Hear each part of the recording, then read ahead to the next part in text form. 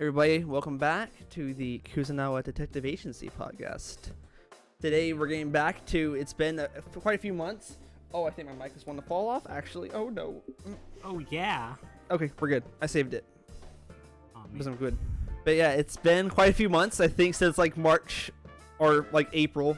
Something like Since our P5 discussion, but we kind of gave the series a name, A Road to SMT 5. So if anybody is very unaware, we're going to be trying to do a review for every Persona game all the way through SMT 1 up to the new release of 5.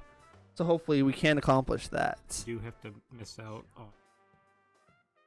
I turn my notifications off, don't I? Yeah, that'd probably be very helpful. We gotta skip, like, SMT If and Strange Journey. Yeah, but even then we can give those special treatments when we get back to them eventually. Doing Persona 1 through 5. I've done 5 already. Yeah, so... SMT 1 through 5. Probably skipping Apocalypse. Yeah. Yeah, and it's probably strange given how long it is and how much time we have. Exactly. But yeah, so today we're here with Persona 4. I've been looking forward to this a lot, actually. This game means a lot to us personally, but I'm going to let Josh over here take the reins on the topics and kind of the flow of this. And so this time, last time we went on for like 5 hours with no This was like our second or third podcast ever. We didn't have any structure to this, but we actually got structure. This time we just got like we're trying a bulletin point thing jigger. So that's how you describe it right there. Yes. So the first thing is basically like how we got into Persona, nostalgia, stuff like that. Yes. So this was our first Persona game, and I actually have to take that back. You should clarify, is your guys' first Persona game? I should actually say our first Persona game was Persona 4 Arena. Technically. Yes, you two. By the way, he's referring to him and Sir White over there, Yes, not me. Played. Yes, because I'll never forget. It was for some reason in the days whenever me and Wyatt were still Skype calling, and then Wyatt was just like, "Hey, ever heard of Persona?" I'm like, "No," and he's like, "Hey, it's pretty cool. It's like $10 on PSN." I'm like, "Oh, okay."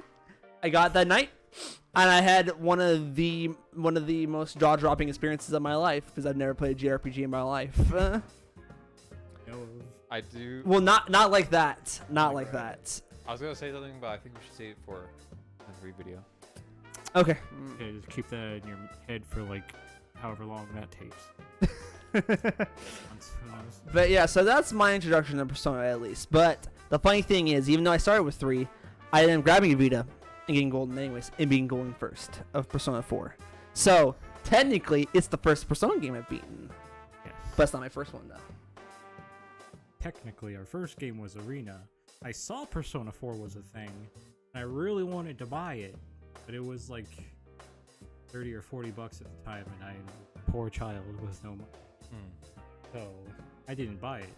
Then there was like a sale at GameStop or something.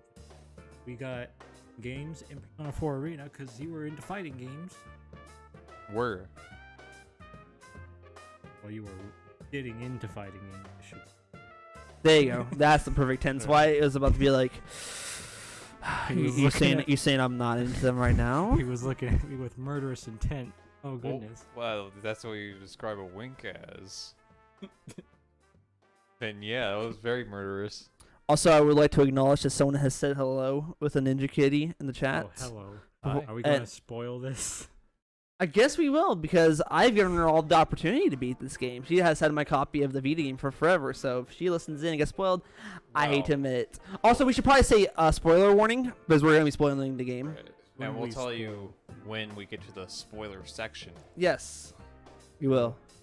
We played that, and then like Christmas Eve 12, maybe? Yeah. You got it, and then you beat it over New Year's. I beat it on my birthday. Oh, wow. Which, I didn't know that story. So I got it on Christmas. I beat it in like a week. yeah. Who bought that for you for Christmas? you buy it? No, you bought it because you were getting 3 games, and I was like, game I want, Persona 4. I don't remember it too well, but that sounds possible. Yeah. Although I didn't get exactly. No, I didn't get exactly. Maybe. It was like after Christmas, like a day or two. Okay.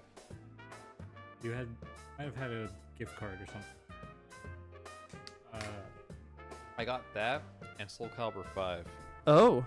Soul Calibur 5 sucked. It had Ezio in it. We were playing. Yeah, and it sucked. Yes, we may hear some fans, but Wyatt is not the biggest fan of Assassin's Creed. Although 2 is the good one. 2 is the one that he can tolerate. And I would talk more, but we'll get sidetracked. Yeah. So, But yeah, so it's the way we got into Persona because we didn't talk about that Yeah. on P5. But yeah, I got Persona 4 for Christmas, and it was really rad. If like, Soul Calibur 5 sucked. Persona 4 very much did not suck. we beat it within like a week. Well, I beat it in a week. I mean, I don't remember when I started, but You started before me when I put in Soul Calibur 5, you put in Persona 4. oh, so And I- after playing it for a bit, I was like, let me play. This is gonna turn into like a Room Factory Frontier where you've been playing it for 26 hours, didn't realize, and you're just like, what? Oh. Not quite. I didn't play. no, it wasn't that bad. It's, but you beat it fast. I did play a lot of Persona 4 over the week. I think a lot. I think we've all played a lot of Persona 4 Oh, here. I beat it like you were playing it, which is probably why I didn't play it, but I did beat it somewhat fast as well. And then we'd go on to beat it like 8 times on the PS2 version alone. And then I was like so into the game when my birthday was coming up, I kept rewatching the Golden trailer over and over again. And we were like, we have to play Golden, even though we already played 4. We have to. And so my grandmother bought me a Vita and the $100 special box of Golden for my birthday. I didn't know that. I know she got you the Q. Yes. I know she got you like the Q Japanese one, like the 3DS. That's Yeah, like she bought me that for my birthday too. Yeah. Uh, So yeah, you've been overspoiled. I never got I have any been cool way gifts like too that. spoiled. Thank you. But oh my goodness. I actually didn't get any cool games like that either. Oh boy, I think we might have struck some nerves here within the family. Is this favoritism? Favoritism, perhaps?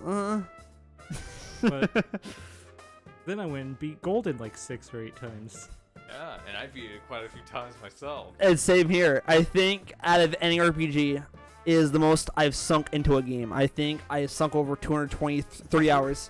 Through a calculator, and each of us have like 1,000 hours on Persona 4. Whereas 4 alone, not the whole series. not the whole series, but Persona 4 alone. We've kind of played it a little too much. Yeah, so we're gonna explain this right now. We played it so much that we started to hate this game, or not hate it, but like dislike it. I was like, the more I played it, these characters aren't as good as I remember. It What didn't is- help. We played Persona 3, then 1, then 2, and we just kept slowly going. That's not that great. Oh man. That's getting on my nerves. Well, because we were all doing that till P5 came out, so we just got it up and gradually going. But we played Persona 1, realized, oh, that's good. We played Persona 2, and we're like, oh my gosh, this is so freaking good. And then P5 came out, and we're just like, You ran to GameStop. I guess I think I might have explained this in the story, but I guess I'll explain it again for those who, because we lost that recording. Yes. So, Persona 5, release night. This is the day before it releases, because they have like a midnight release. So, this is before I had like a full-time job, and I had a car, and a license. So, my dear mother has something busy tonight, and I know where my GameStop is. I know the directions. I know how to run to it. And these guys know how far away it is. So I just went, screw it, I'm gonna run. Because for me, nothing was standing in my way There could have after 3 years of waiting to play this game.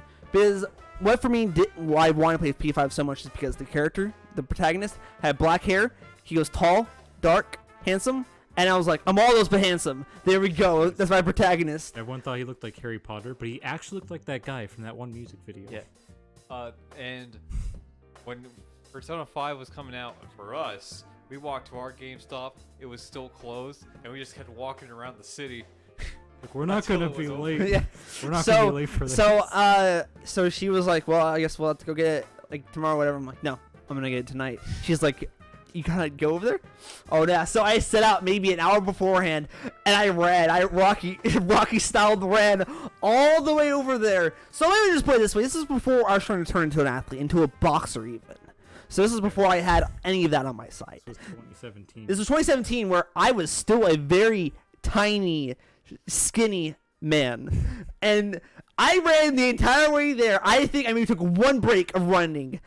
My sheer willpower of me wanting Persona 5 was not stopping me in any way, shape, or form. And I got there, it looked like I was trying to run away from something. Like I just did a crime because I looked incredibly sweaty versus everybody else who was in that GameStop.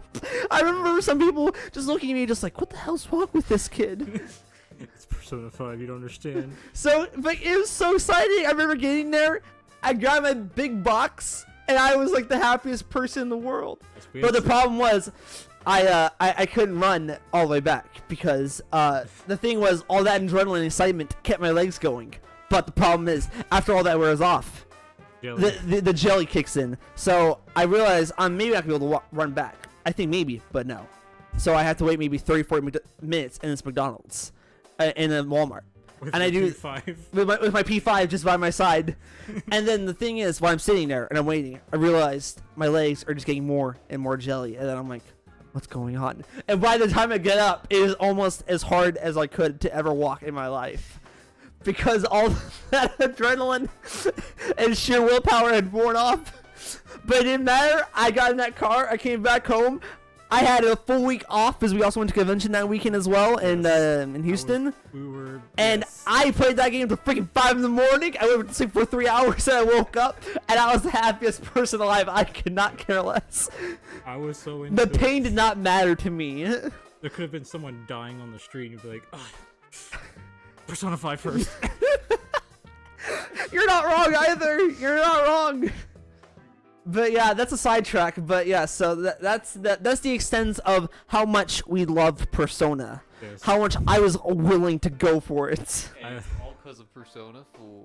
It was. This is true. I think most people's love for Persona will come from either 4 or 5 nowadays. Yeah, usually. Sometimes 3. Sometimes 3. Never 1 or 2. Never 1 or 2. You got to be a really hardcore SMT fan to be like that. Yes. But yeah, so back to this topic. I loved it so much, I brought it with me to school, and everyone, I would just be like the Vita guy, I guess. No, you were the Vita guy because you had that, you had Project Diva, Hatsune Miku on, you had the cool rhythm games, and no one else freaking owned a Vita. So, so it was like me and Isaac mainly were just kind of hovering around it. We're just kind of just like, can we try a little bit?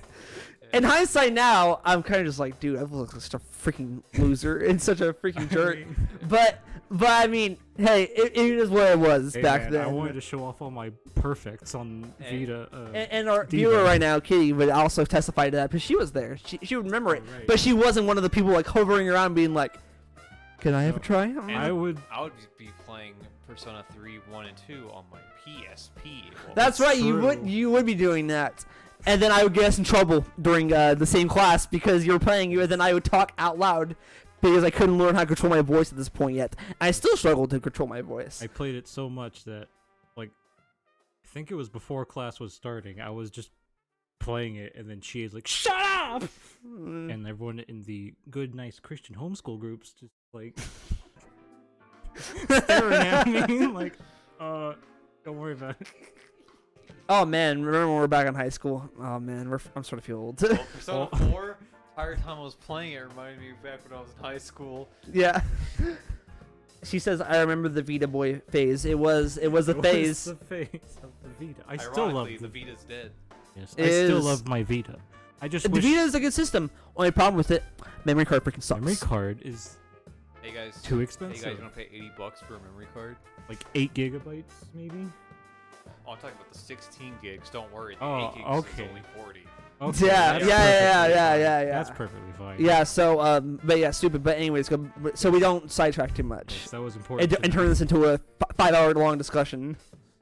Persona 4, very nostalgic, so... Yes, so for all of us, we harbor a lot of feelings. But as we were saying, as we kept going along, we thought about it, and we're just like, man, P4 is not as good as we remember. These freaking characters suck. We played it probably literally 8 times.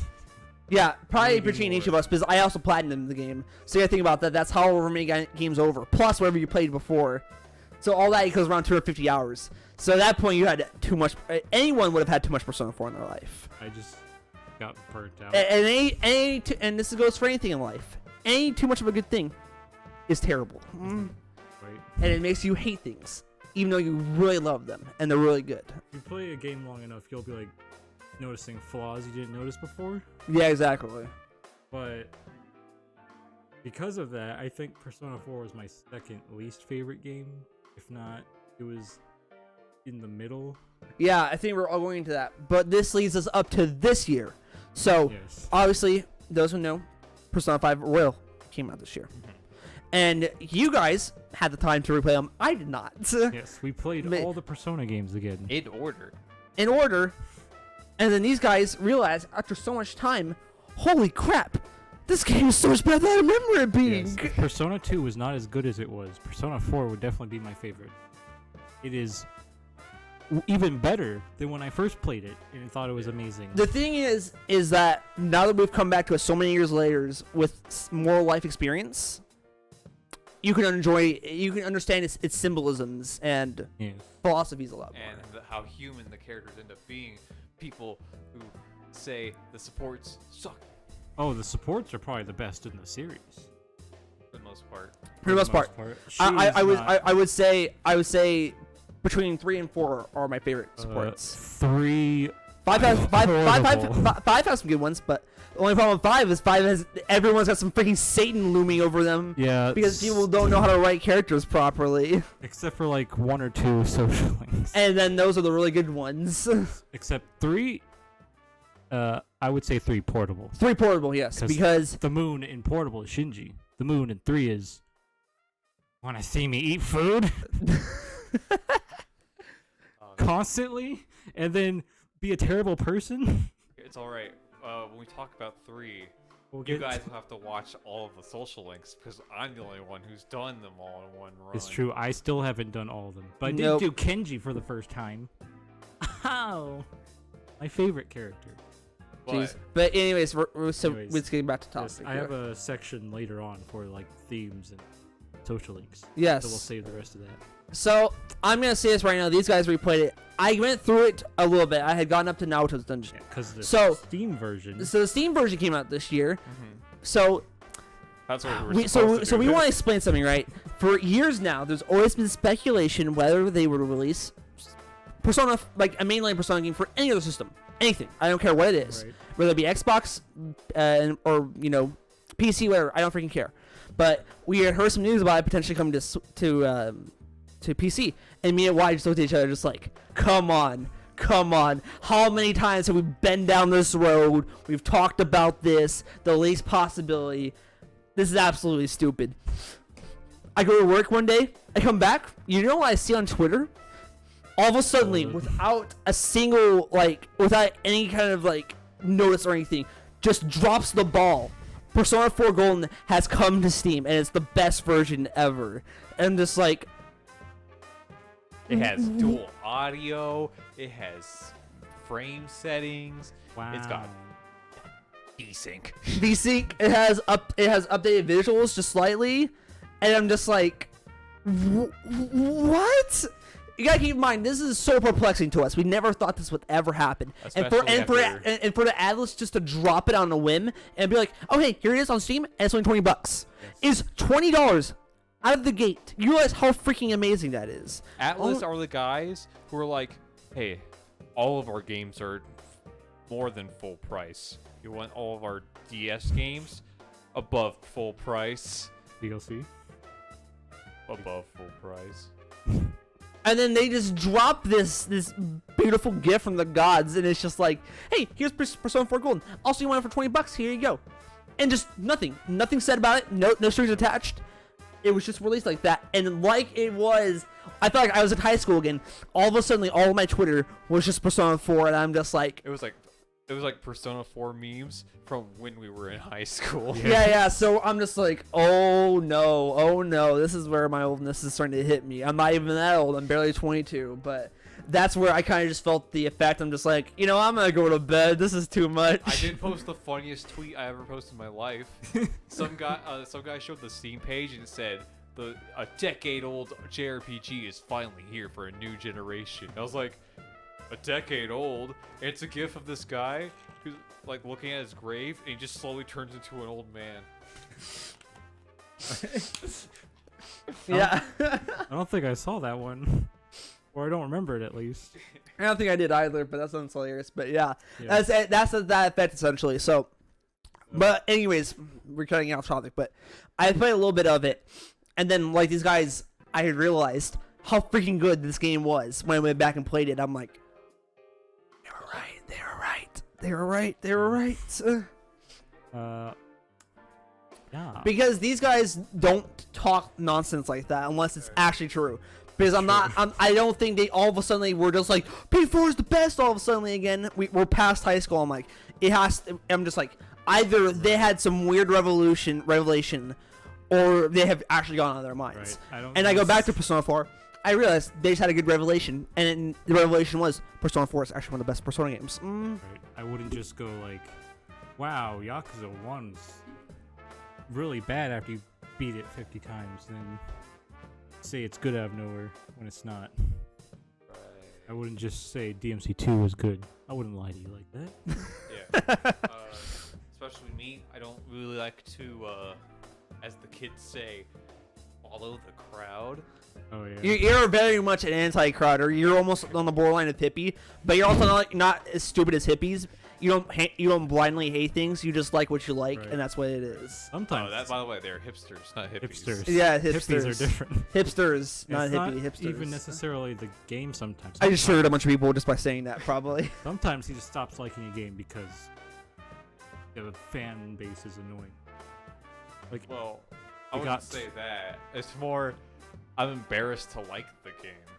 That's how we are with the Persona fandom, if we're being honest. Yeah. at this point, yes. Except At 1 this and 2. point. 1 and 2 is an exception because no one talks about those. Well, I'm only embarrassed right now. Just so we talked about it's been in the talk a bit. P5 fans are the biggest beggars for like a Switch port I've ever seen in my life. They will. I'm gonna tell this right now to anybody. I don't care who you are. I'm gonna offend you right now. Stop begging for a Switch port. I don't care if you want it that bad. If they don't do it, then they don't do it. Shut up. Stay silent. Right. And I hate to admit, just kind of suck it up. It's how it is. My problem is they'll just constantly bringing up on like other Atlas announcement trailers. Exactly, like Catherine. exactly. It's if Alice is not releasing anything that's not Persona, everyone's like, what about new Persona like stuff? What about Persona 6? I'm just like, guys, Royal just released this year. Shut up. And they're about to come out with all this cool SMT stuff, and that's my problem. But then you also have the SMT fan base over there that's just like, man, Persona fans are stupid. Persona games are just stupid as well. And then you Oh, and all of us as the middle fans were just like, no, both are We're good. the neutral route. Yeah, we're the neutral route. We're just like, shut up. Both are good. And it's just that these P5 kids don't understand the weight I've had to go through. I don't even think They didn't wait 3 years of delayment. Everybody's who's experiencing More P5. than 3 years. It was announced winter 2014. 14. No, it was announced 13. 2013, and they said winter 2014. Yeah. So technically 4 years. But even then, it's like you didn't. I waited for 3 years, but you didn't have to go through all that. Right. If you're getting into P5 right now, you no doubt just got into it recently. Meaning you've gotten the best version of it with Royal. You didn't have to wait 4 years of delayment and then experience it, and then have to wait for the Royal version to come out, and then play that and realize, wow, this is so freaking good. To give you an example, I had started Persona 4 in middle school. I had started Persona 5 when I finished high school. Yep. No, Also, that should be a. 2 things real quick before we move on to the next Right. thing. 1, apparently Persona 5 Royal is the most platinumed exclusive PS4 games.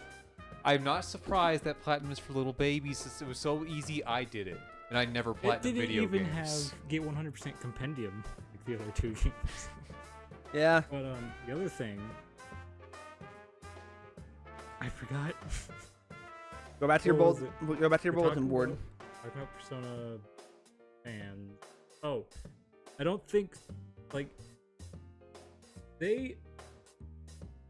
there are some people like us, but Persona was the mental RPG, whatever.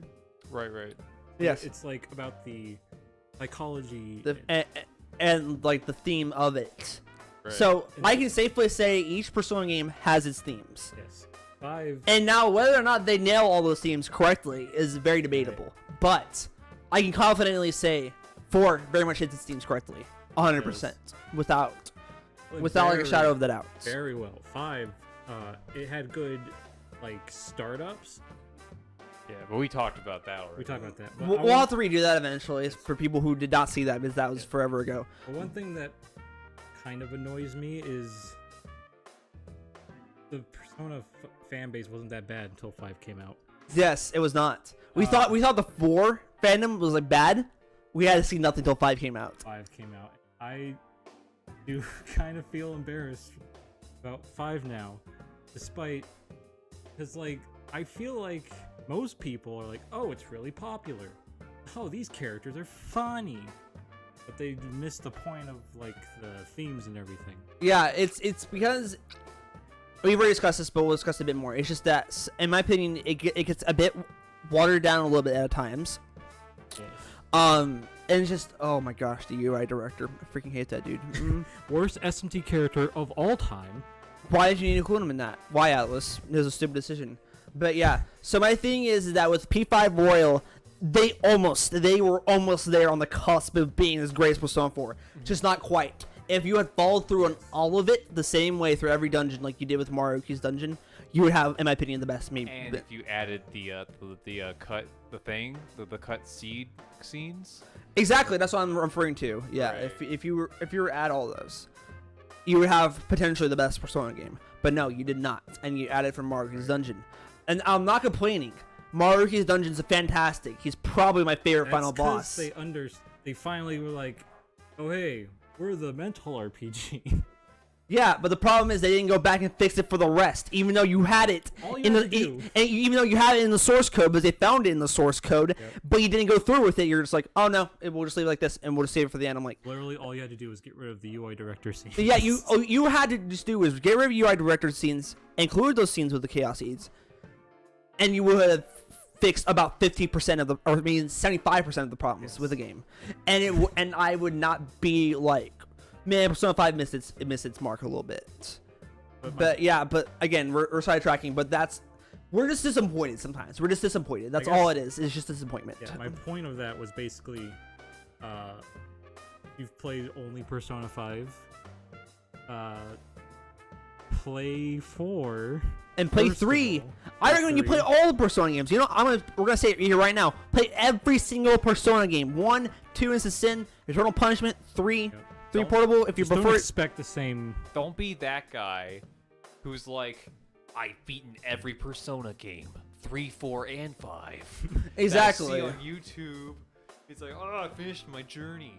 And I'm like, You're missing some games. missing like about 3 other games here. Where you're talking about you finished your journey. Yeah. Some guy So- was like making a list of, not a list. He was like, wow, this is terrible dungeon. In all of Persona, by the way, I've only beaten 5. Yeah. But like, But yeah, I can understand if people's thing is not like the old SMT style gameplay of 1 or even 2. I can get that. The story's fantastic for those, but if you can't get past the gameplay, then maybe I can understand. But do not be, again, just don't be that guy who's just like, man, 3 and 4, 5 only Persona games that exist. They're freaking great. There are other games out there.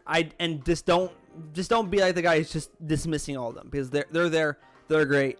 Yeah. But I understand if you don't like old SMT. Don't expect stuff. the same thing in 1 and 2 as in 3 and up, but do give those a try, and you might not care, but you might also like Persona games more if you pay attention to like the psychological aspect and the themes and stuff.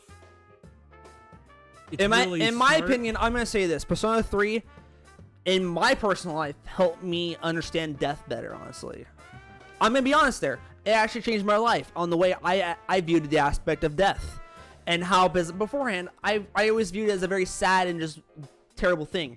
But Pre 3 helped me see the other side of that coin, the beauty side of it, and the other aspects of that, and how that can also be good in a way. Right. And then and I applied that in my own life. And that helped me be a bit happier in my life. And so I'm going to say, the themes in these games can be so good, they can be life-changing. That's all I'm going to say. Right. And you might need to give some games time and come back to them, and then you'll see things. Because in my opinion, the reason why we can understand 4 better is because we've come back 3 years later as full-grown adults. Yes. And I've gone through a lot more life experience, and then understood a lot more themes. Like the first time playing, I didn't see any of the amazing, well-written, smart themes they threw in at all. I was just like, these characters are funny. Well, I know some of it, but Right. You were not as oblivious as me, I guess. and I was like 14. Why we discussed this? You're elevated mindset already. You're like the kid who's like, man, Call of Duty freaking sucks. Let me just go play something else. He does. I made him play 2 with me, Modern Warfare 2 with me, and Oh, we played all those co-op missions on Veteran, and I wanted to kill myself. so that could partly be my fault, but okay, next, that was all the nostalgia stuff we need to talk about. This one will be really quick. PS2 versus Vita versus Steam, which we kind of Oh dear. touched into. Oh dear, this is gonna make everyone angry. I don't want to make everyone want to kill me. PS2 best version. So yeah, I'm gonna agree there. Okay, we can go back and forth on this and being like, okay, the golden version has technically better frames, it's got better looking cutscenes. Yes, it has all that. However, though, I'm gonna say this: there's certain voice actors, in my opinion, that are better than the golden version. I'm not gonna knock anybody for that because as I still give respects to everybody who does the voice acting for that game. I think they do a good job. GA's though. So much better Oh PS. my god, I was playing the original PS2 and immediately wanted to go back into Golden. I never finished that playthrough, by the way. And it wasn't that she was bad, it was just like, what whiplash? Like, whoa. Like, if you're so used to the old GA, it sounds so weird. It's just. So the thing is, Bizarre. since I had not played in years, I went back to my PS2 version, and then I was like, oh yeah, that's right, this is the original voice actor. I'm like, why do I like this more? But then the golden version came out on Steam. I'm like, okay, cool. But then the other voice actor kicked in. I'm like, She's a great voice actress, by the way. yeah, so she is a great voice It's actress. just for Chie, that was. I think we have to blame the director on that one, but the director, you're amazing. If you're not the same guy from 5, then they should have kept you for 5. Yeah. Because I have some things to say about the voice acting later. Yes. So We're not saying the voice acting is bad. We just preferred it in the PS2 version a I bit think more. the only change, And most people do, I think. it- I don't know though. I can't say that for no, they everybody. didn't change kanji till the Arena Ultimate. But even then, it's like Matthew Mercer pulls off like an almost like it pretty much pulls off like the voice almost completely. He just can't get as high. He's pretty good. That's It's because just- Matthew Mercer has to replace Troy Baker every time. Every time, Yes. especially in that era, it was always like, Troy Baker, you Because want Troy this Baker role? was taking a break because he like got married, Yeah. and then like every game he had as a part of had to be replaced by Matthew Mercer. Every time. And I felt bad for him because he was known as the Troy Baker guy, Yes. but now he's super popular. My first. Yeah, role- he's gotten the recognition that he deserves, and Matthew Mercer is Yeah. a fantastic man. We met him at where did we meet him at one convention. Akon. I ran into him in a game room and took a picture with him. Yeah. That phone's gone now. Oh no. But yeah, now I I was can't get I in was in line. a P4 cosplay. And Yeah. I had to say anything. I just took a picture, but he was so cool. He took off his jacket and put on the style that Kanji did. And I didn't even say that. I didn't have to say that. He did it. And I was like, what a Chad. What a freaking cool guy. Yeah. And I was just like, I thought Johnny Bosch was really cool, but you might be the coolest voice actor I've ever met. Too bad you can't get in his line anymore. Yeah, no, we were lucky. Like, it was, dude, Akon, okay, we're gonna sidetrack here, rant. Just real Akon's lines are the freaking most awful thing for a convention Oh, they were I have terrible. seen in my life. They were bad. They are bad. They're awful. Hey, at least there's no lines this year. That's not a funny joke, right? It's hilarious. What are you talking about? So After Persona 5 came out, he was on Critical Role, and Persona 5 got really popular. So he became he both got the boon of no longer being the Troy Baker guy, and the curse for us that he's no longer the Troy Baker guy. yeah. I was like into Tales of Exilia when I met him.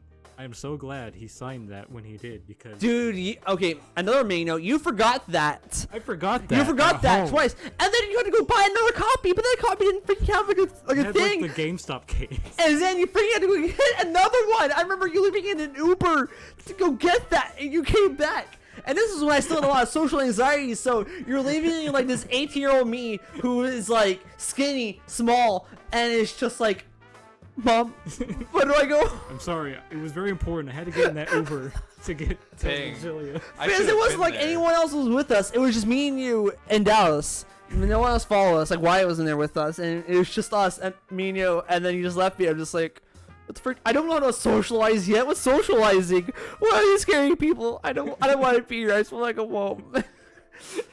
It wasn't like to that point, but as time went on, it started getting worse and worse. But thank gosh he came back, and then I was kind of just like, okay. But nowadays I'd be like, oh, I lost Josh. Okay, whatever. Oh man. But I'm like, okay, while whatever. we're Matthew Mercer. Yeah. Because we're talking about like replacements. Yes. Teddy got replaced with Sam, I think. Sam Riegel, and he basically tries to sound as exact as the last voice actor as possible. It's not bad at all. Most of the time it sounds just like him, but then something weird will happen that'll make you go, ah, My gross. My What only was that? my only complaint is when you push Teddy down near the beginning of the game. I forget what he says. He goes, oh. But in Yeah. the remake, or in Golden, he more goes, no. Brilliant. And again, we're not knocking Sam Riegel. He's a fantastic voice actor as well. That was just my one complaint I had to talk about. Yeah. But yeah, so there's that. But in my opinion, the themes in the PS2 game, since maybe, because I feel like, because we gotta discuss a bit more of like what the world kind of looks like, a bit more as we go into like spoiler territory. Because I think that was a bit more with PS2, but we should probably progress that before we progress. The main thing I want to say is, or do you say whatever you say? Persona 4 Golden added It added new content, Yes. 2 new social links, and made the combat baby easy. Yep. the things It I- also added very hard mode, which is really bad. No merciless from Persona 5, and very easy mode. things I did like about Golden were the extra boss fight. The extra dungeon itself had really good music. It's true, although, and the main reason I don't like it is I'm not a fan of the new character, Right? Yeah. and I do like the new one of the new social links, Yeah, one is Marie, the new character. The other is Adachi. and I like his. Adachi is very good. Yeah. Mari though, however, not so good. Yeah. She's a anime Generic. She would be. It's just like if you had like a meh tier, she's like right in there. She's just Yeah. perfectly meh. And I don't like the combat changes. I don't like how overpowered everyone got. They put in too much Although stuff. the best thing that makes me sad I play the PS2 version every time I do is they changed Mitsuo's boss theme to Shin Yeah. Mitsuo Tensei. It's the amazing. greatest Oh boss yeah. But it's not in the PS2 version. It's the one. That's one great thing about Golden. Another is fast forward button. Oh yeah. theme. Oh, So when you keep dying on, the first boss, because PS2 version's first boss is pretty hard. Okay, so I guess we should maybe explain this a little bit. Persona 4's difficulty, like range, is so polar opposite of the way it should be. So, Wyatt, you want to tell them the story that you told me so many times about with this game? Okay, so Persona 4 is really easy, right? Really But that's because the difficulty is so front loaded, it makes a Fire Emblem game look like a normal game. Wow. So I played on hard mode when I first played, and I was a 14-year-old because I was like, I could take hard mode. I beat Final Fantasy 1. normal. And I got destroyed. You got to kanji, and then you had to restart. Well, actually, no. What happened was... We need a call. I'll take it after I explain the story, though. The first dungeon is the hardest dungeon in the game. I can agree to that. Yes, It is. And I don't know why. It's just everything there is got such high stats. All three of your guys have really low SP. We also want to talk about that.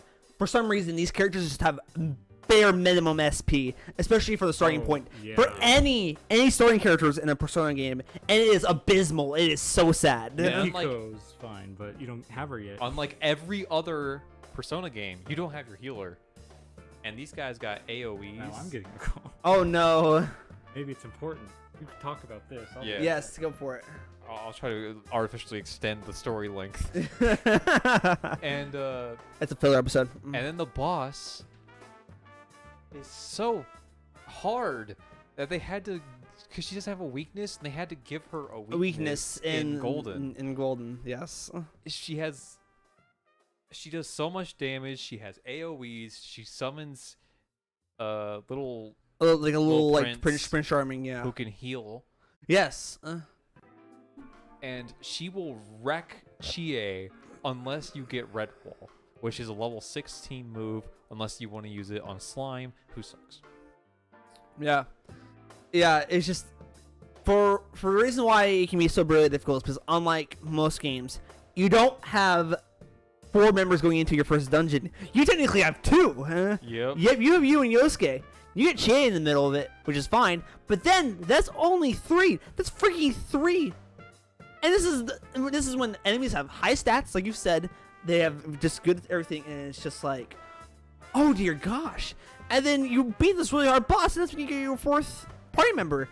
And then that's when the game starts getting easier because you've gotten your 4th character and you've gotten your healer technically. Well, Who next- has a lot of SP. Yes, exactly. And she has the highest endurance stat of any Persona healer. So she can take hits. Yes. One difference with Golden is they made that boss fight really easy. Yeah, so we're Yeah. discussing. Yeah, because they had to give her a And then weakness. the next boss is hard. Like, the next dungeon is hard. The next dungeon is just like But it's not as it's hard. it's the bank but more balanced. Yes. And Yeah. you guys remember about how I hate the bank. Oh yes. Yeah. And then it slowly gets easier and easier until the final boss, where I was like, oh, it's dead. Yeah. But the first dungeon, I was replaying it. I had to beat it in like one day, and it was the most brutal Persona experience ever. It sounds I ended so up- sad. I ended up just taking 2 days because you don't even have the fox to heal you yet. No. Exactly. Oh, that fox is something else. That as fox well. And is it taking 2 days ruined my. It didn't ruin my complete all social ranks run, Oh yeah. but it messed up with my schedule. I had to completely redo my schedule. It was bonkers. Ooh. The only other edition Golden ads that I want to talk about that I can think of, well, they did add a new battle theme. That was one. They kept playing it in the trailers every time I watched it. Let's see, which was it? Was it? Time Time to to make Make history. History. Okay, and that's the one I really liked That too. one was in all the trailers. So when I watched the trailers over and over again, I was like, I want to play this game. I want to hear this song while I fight enemies. Ah! And you can only hear it if you get a surprise attack. Yeah, And even then, you will kill them too fast. It's takeover all over again.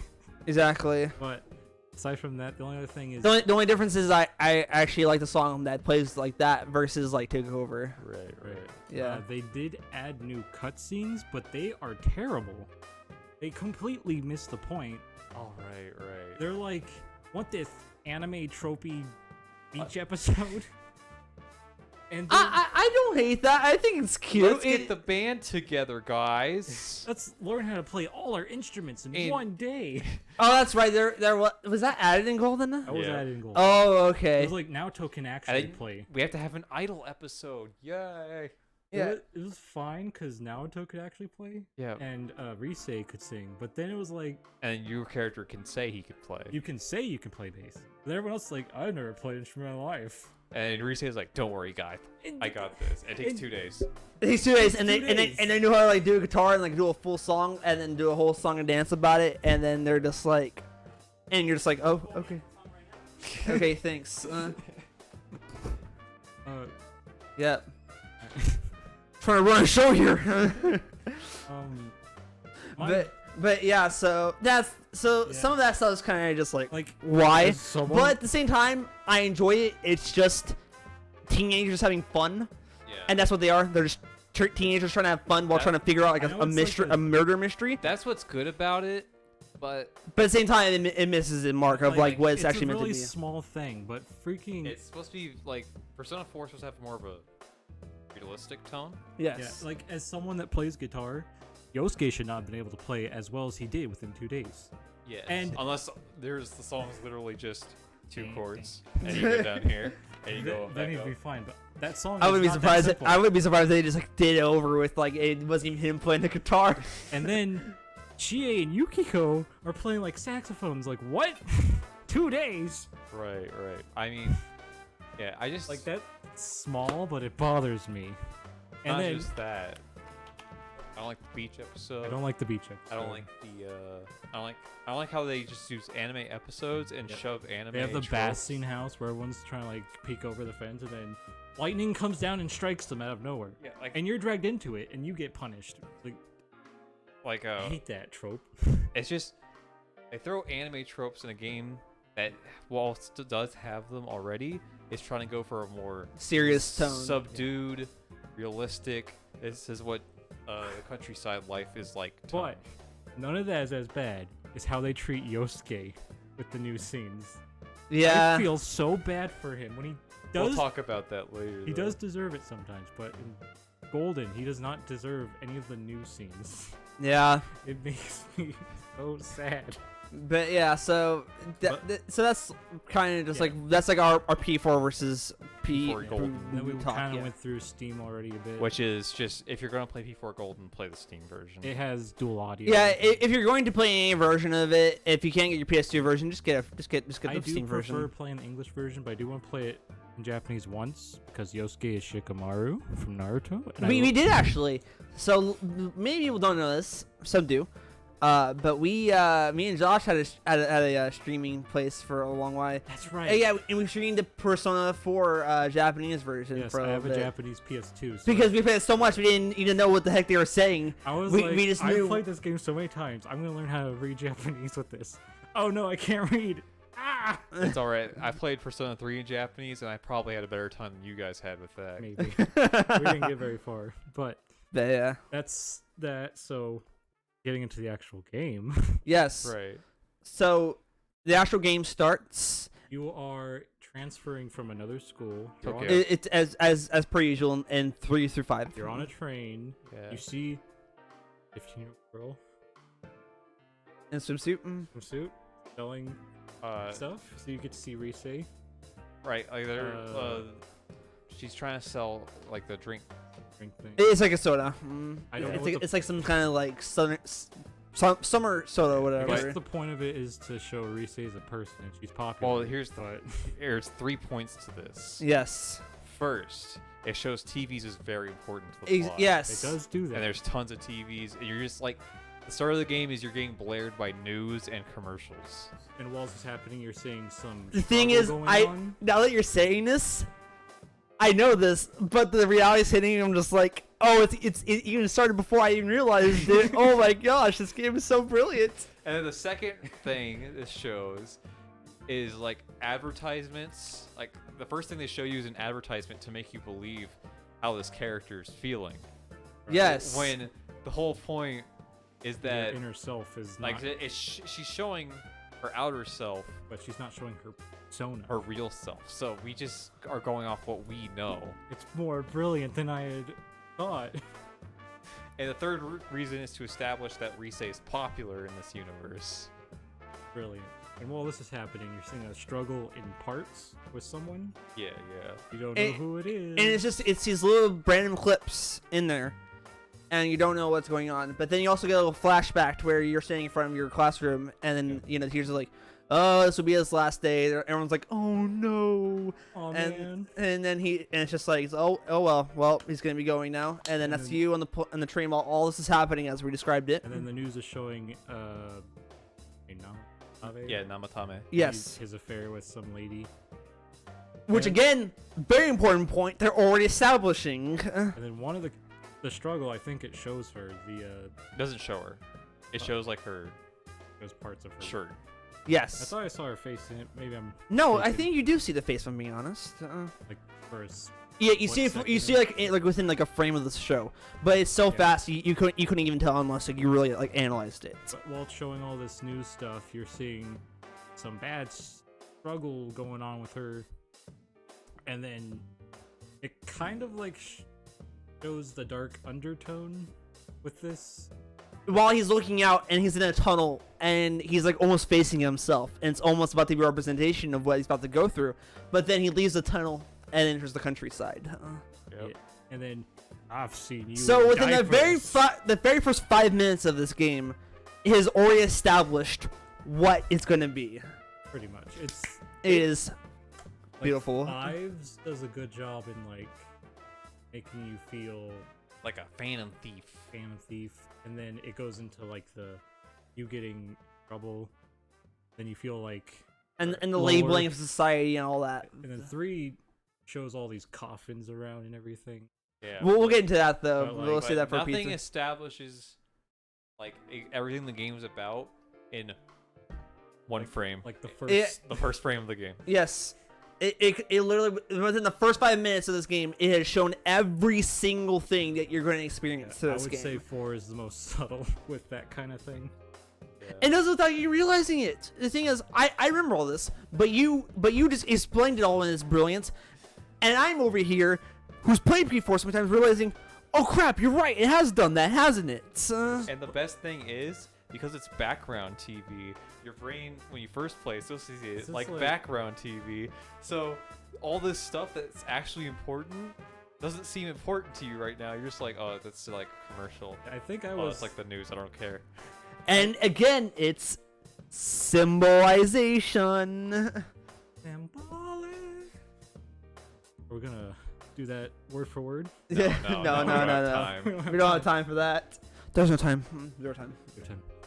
But I think it actually took me a few playthroughs before I finally started paying attention to that cutscene. Right. Because it's like background noise.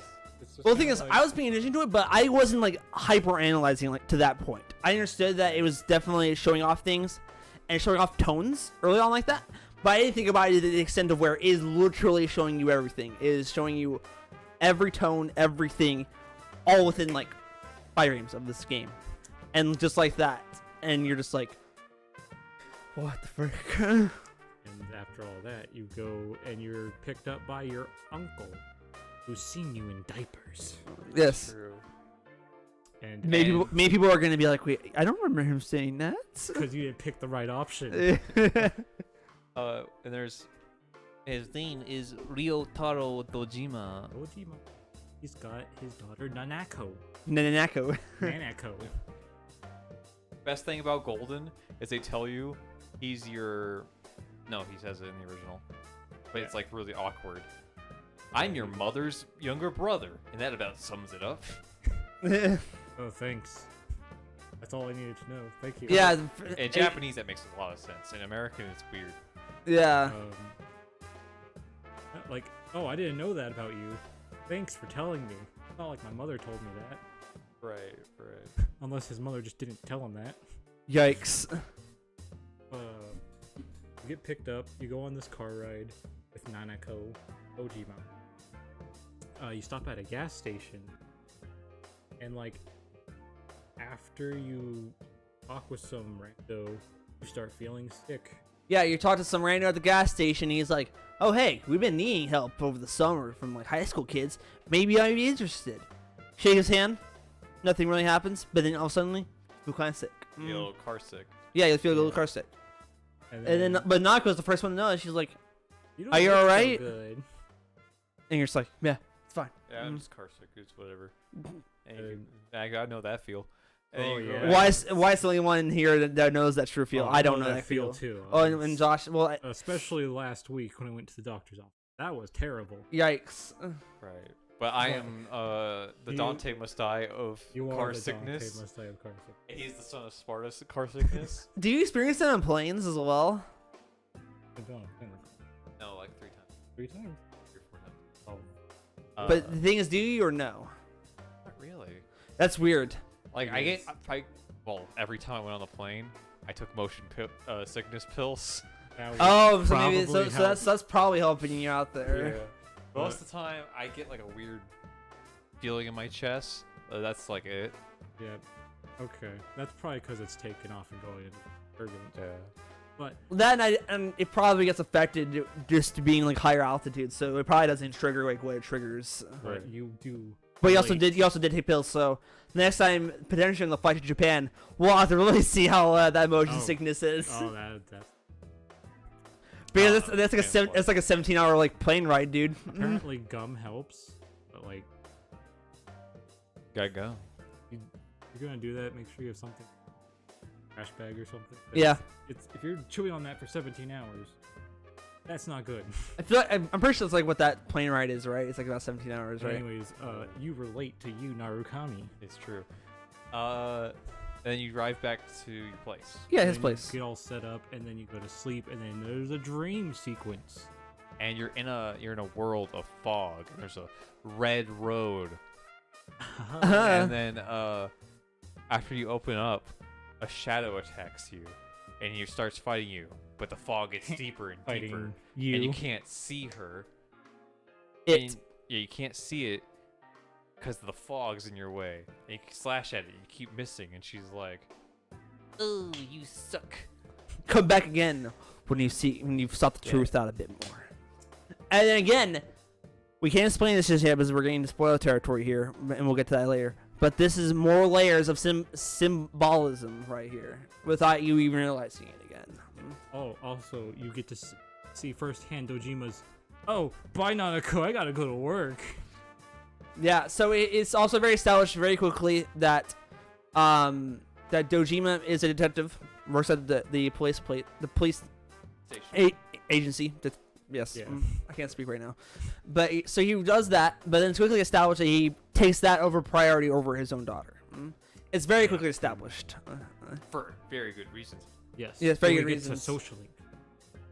Yes, but yeah, so it does that, and then Nako kind of just goes, whatever, kind of do whatever. And then she's making breakfast in the morning. And you go to school and you meet.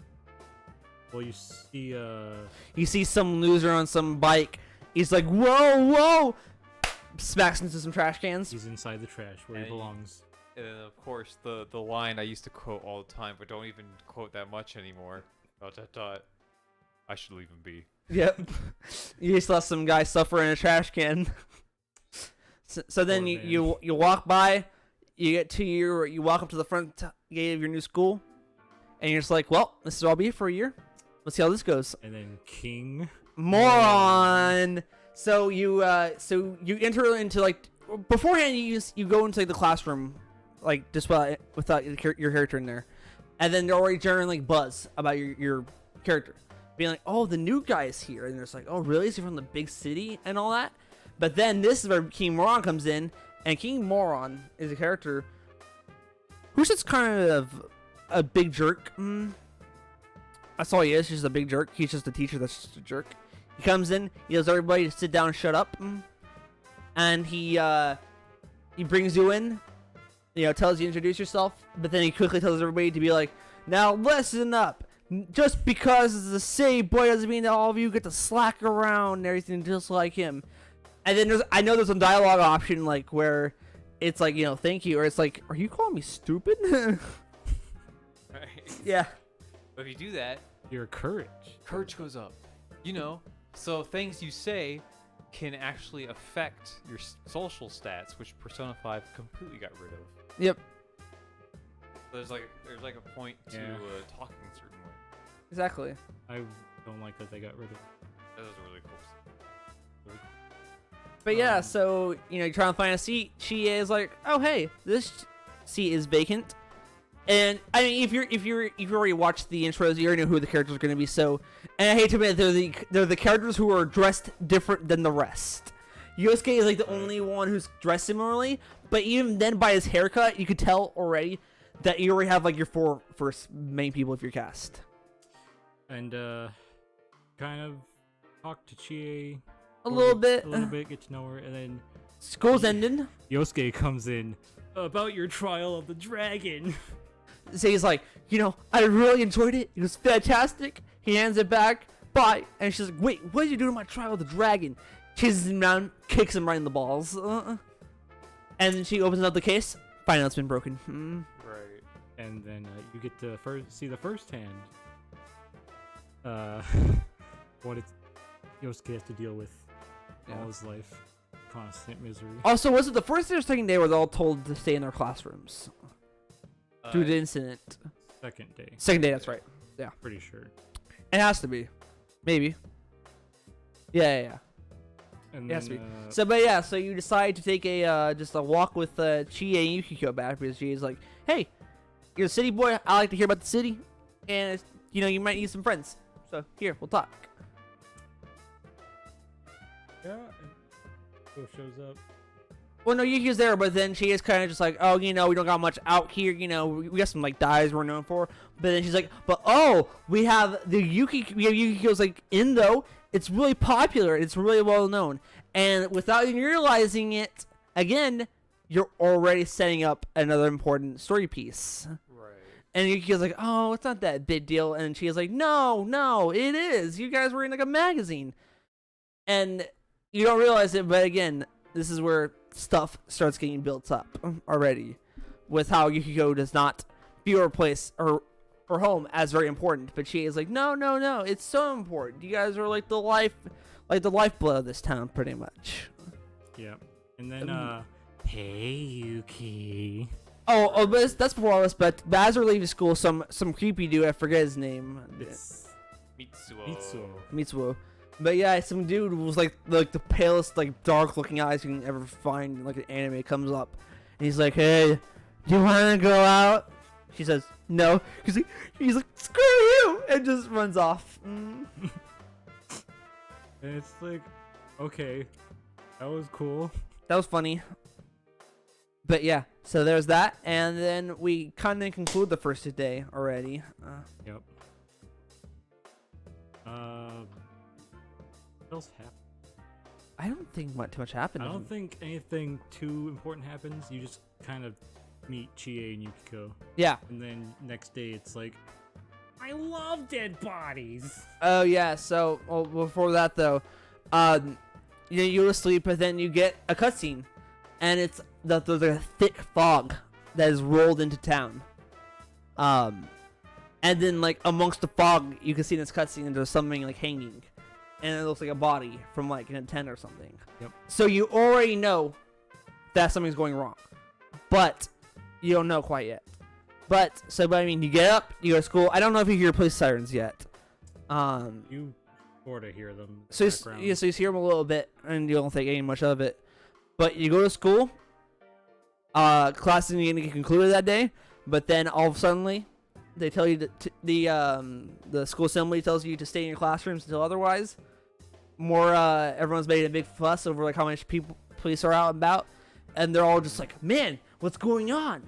This is crazy. What's going on? So, and instead of being like scared, everyone seems to be actually really excited. Right. Yep. And then you realize I love dead bodies. that these guys, they're out in the middle of the country, in the middle of nowhere, so nothing happens. So even though something terrible has happened, it is still exciting to them in some way. Yeah. But it's not made incredibly apparent just yet. It's just generating buzz, whatever. And then but then overhead tells up, hey, dead body's been found. Don't intervene with the police's work. Just go straight home. Or call your parents if you need to be. And then everyone's like, whoa, dead bodies. And then whatever kind of happened. And then I forget. No, you go walking with Chie and Yukiko again. Yosuke's still not in the picture just yet. Right. So you walk by, but you actually end up walking by the police scene a little bit. But then, but even in the little text of just women, just like just mothers just talking, it's like, oh, is the body still there? It's like, oh man, he just missed it. And again, further emphasizing how bored they are in this town that that even though something so horrifying, terrifying as someone dying, they're still so excited by that. The idea of something actually happening in this little town has them going. But you don't pick up on this quite yet, still, in my opinion. Or I didn't, at least, the themes of this. Everyone's just bored because it's the countryside. And so everyone's like, whoa, a dead body, exciting. Yes. And it's kind of like they don't care that the person that died, they're just like, well, this is exciting, isn't it? This never happens. Exactly. And then you walk back with your friends, and Dojima, like, what are you doing here? And he's like, oh, I thought I told those people not to intervene, but whatever. He's like, just go home. And then this is when you get to see your first thing about Adachi as he's running away, trying to hold his guts in, but failing, and he's puking on the side of the road. Right. And then, gosh dang it, Adachi, how are you supposed to be a detective if you can't hold down your guts like this? Goodness gracious. I thought you said my name. But you said Adachi. Yeah. I was like, what? Ajashi. Am I missing something? Ajashi. But you see, he's like a total loser. Oh, he's new on the force. Gosh. And then you see your first conversation with, Dojima getting angry with you, kind of. Not too bad, but yeah. He gets yeah. He's not angry. Get straight home. He's annoyed with like this people letting people walk this way, I guess. Yeah. He's more annoyed with them than so much with you. But it builds up, and he does get mad at you a lot. Yeah, but we'll get further into that. So basically, this happens. You somehow start talking to Yosuke. I think it's the next day because he rams his bike into the trash can again. Yeah, because he does that. But he gets stuck inside it this time. And you help him. Yeah. And then this is where we meet Yosuke Haramura, or as I like to refer to him as Yosuke Brosuke. Yes, Yosuke Brosuke. And he's got the best Japanese pronunciation, but so does your character. Real quick, what's her Yukiko's second person? Is it Amaterasu? Yeah, I think it's that one. She says it's so weird. I don't remember how she says it, but it's weird. Like Yamato levels. Disgusting. But anyways. I don't really remember. No, so you go to school. School. Chie pops in. Or he's like, hey, since you're new guy, how about I take you to, to Juness or whatever. That's right, to get some stuff. Yeah, but then Chie butts in. She's like, you're not even going to take me to get a steak? Oh, no, I remembered. He's going to take you to get a steak. But then, since Chie hops along, he's like, no, never mind, we're going to Juness because this is going to be too much more. Broke. He's like, I'm broke. And Yosuke's always broke in this game. And she's like, well, you got to pay for my Trial of the Dragon. Okay. But yeah, so you're taken there, Oh, that's it. That's right. Then you meet his co-worker.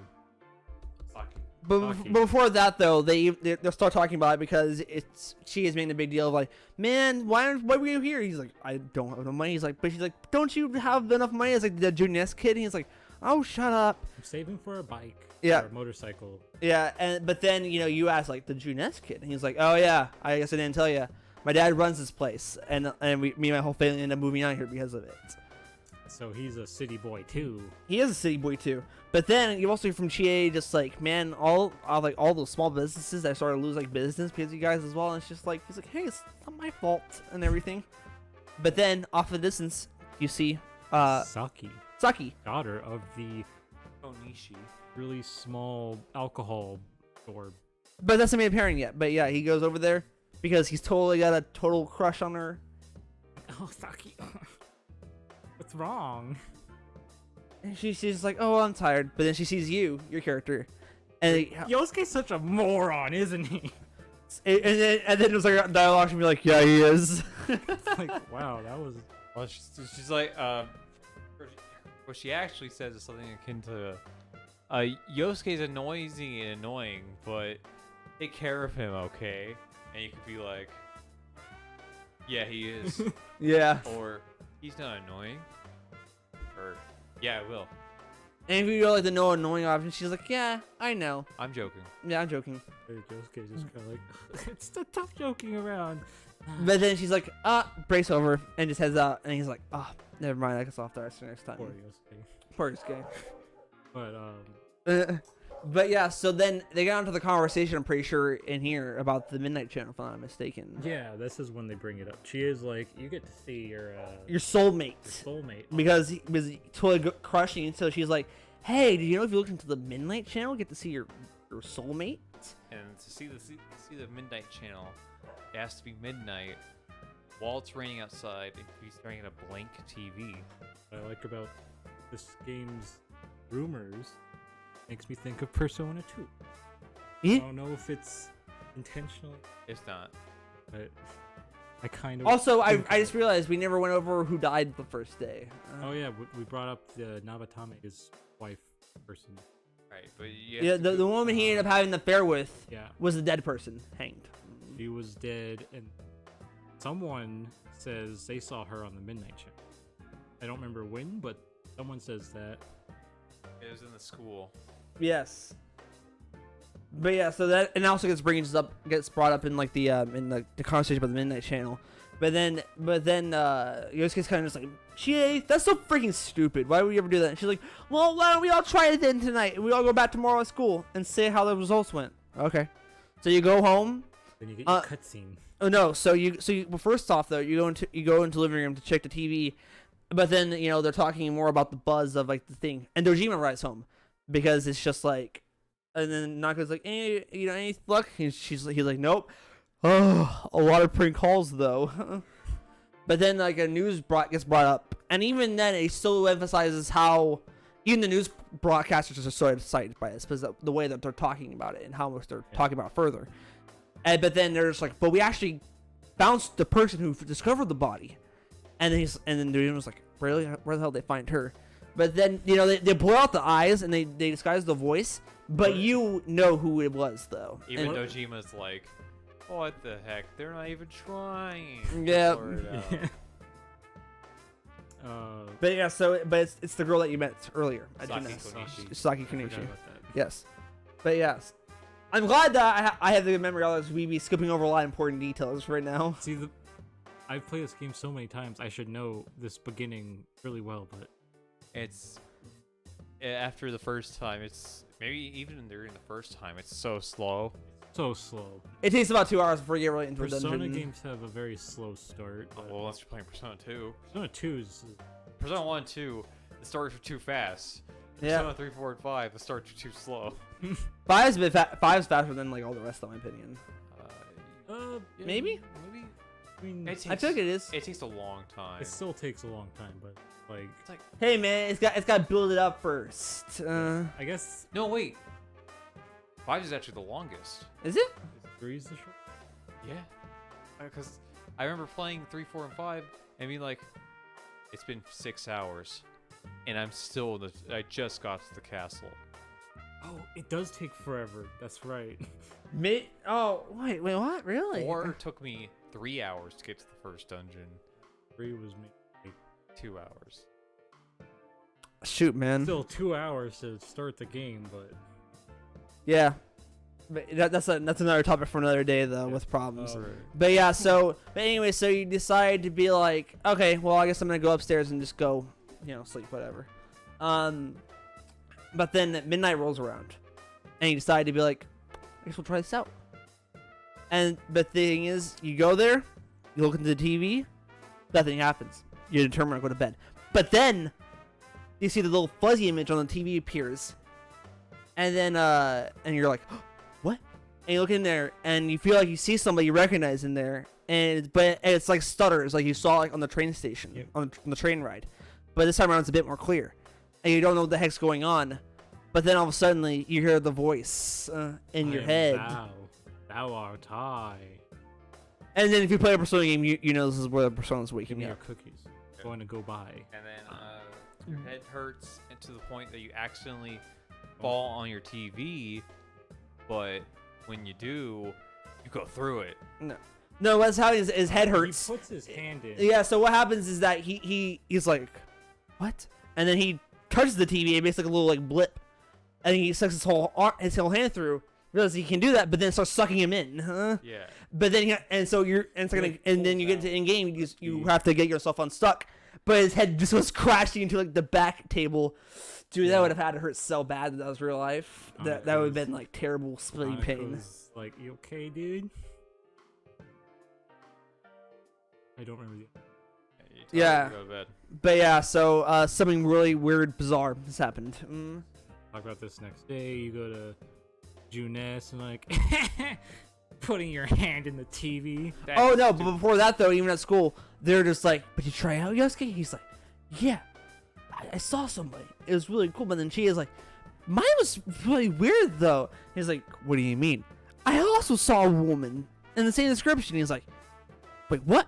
How does that work?" He's like, "Do we have the same soulmate?" She's like, "I don't know."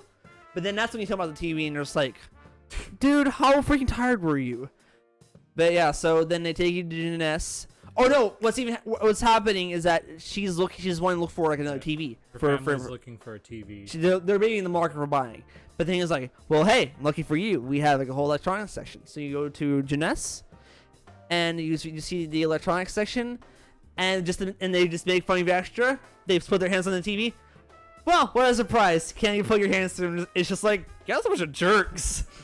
And you stick your hand in. Well, they go over to the side a little bit more, but then she's like, Yosuke, that's way too many zeros in that price. He's like, what do you expect? But then while they're over there, you're kind of just like, what if I? And then your whole arm just sinks through. But then she kind of sees it. She's like, whoa, what the frick? And then Yosuke is like, what? Freaks out. And they're just like, what are you doing? What a magic trick is this? And then she's like, is this a function of the TV? Yosuke's like, hell no, it's not. That's how Yosuke would say it. And then you stick your head inside there, and then you tell them it's really spacious, and then Yosuke's like, what do you mean it's very spacious? And then Yosuke responds in the most appropriate way ever. He has to pee real bad. Yeah. And then he freaks out because people are coming. And Chie starts freaking out, and little they realize you have like a Scooby-Doo like thing where everyone bumps into each other, fall inside the TV, and this is your introduction to the DVD world. And very foggy. I wanted to say, this game is so old that it's 2012, and widescreen TVs are too expensive for everyone to get, and that's why they went to the widescreen section because our family was going to get a widescreen. Right. What's it called? It's not CRT. It's like an HD TV. Yes. They're trying to get an HD TV because everyone has CRTs. Just like me, I played this game on a CRT. Oh man. It really enhances the experience. It does. It does though. I wish I could. I didn't have a CRTV. I played this on the actual PS2 we have on a CRTV when I replayed it, and I don't know how I played on those things before because I was just getting the worst headache. That one's bad. I had to swap to a different TV, Yikes. but it does have a certain experience to it, I guess. Yeah, I think it's the filter. It goes perfect with CRT. And that's what I was gonna be going with, like with the themes of this. But yeah, so we hop in here, everyone falls down, and then you're in the middle of somewhere. You don't know where the heck you are. There's a bunch of fog. Can't hear anyone because the cutscenes are so quiet. Yep. And then, basically just wander around. but you kind of realize you're staying in looks like some kind of like studio though, but you can barely make it out because of the fog. But then you guys realize, oh crap, where the heck's the way out? So they go exploring, and you start walking around in this very fog dense world. And also, I want to say the tone and just the silentness of this world is so perfect. Right. It is so unsettling, and it's so good. It's freaking amazing.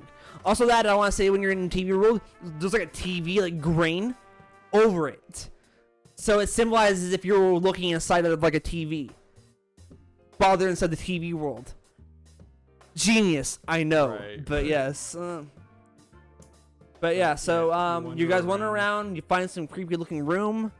Yosuke has to pee. Yosuke's supposed to pee. He's about to pee, but then he can't hold it. He's like, "My freaking bladder explodes all because of your fault." But then you kind of realize that in this room, there's like all these Spooky. posters, and their faces all scratched off, Very and spooky. they think they've seen it somewhere. Turn to your left, realize, oh crap, there's a new setup over there, and everyone is like, "Okay, we're leaving this room now. Bye." Yeah. Also, the posters are of a woman that you feel like you've seen before. And that's what I was saying. Yes, it's like you've seen this woman somewhere before, but you don't know where. Right, because her face is torn out. Yes. But yeah, so you leave because it's very unsettling. You go back out, and then it's just like, well, crap, what do we do? But then you see someone in the shadows, or in the fog. Right. And it approaches you, and it's just this little, it's like this bear-looking thing in a costume. But then it speaks. Voices. Not the most annoying mascot voice I've ever heard. Nope. Unless you're playing Japanese. Playing Japanese. It's very annoying. It's like Ooh. if Goku's Japanese voice was like even scratchier, Ugh. higher pitched, I guess. I can't stand Japanese. I can't stand Japanese Goku either. That's the terrible part. Well, it's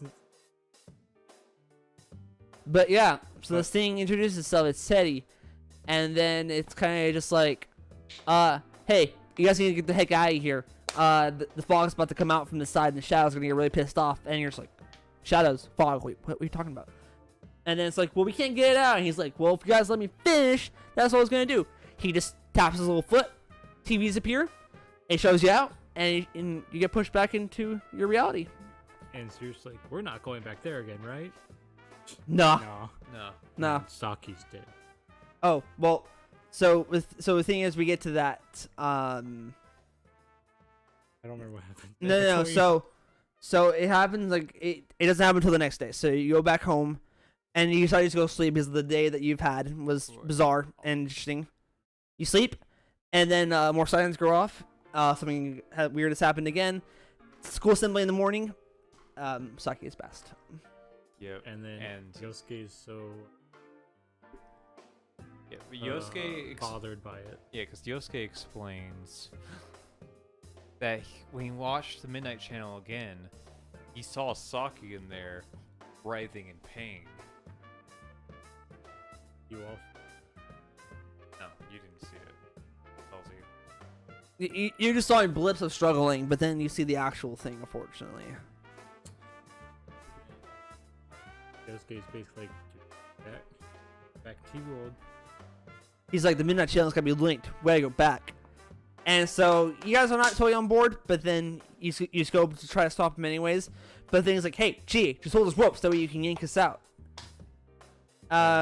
You go in with just like a golf club. Yep. That's it. That's your only weapon. And immediately the rope breaks. Yep. And she's like, I knew this wouldn't work. Now what are we gonna do? You guys suck. But yeah, you fall back in. Teddy's there again, and then he's like, oh, so it has to be you guys. And they're just like, what? You're the one who's throwing people in here.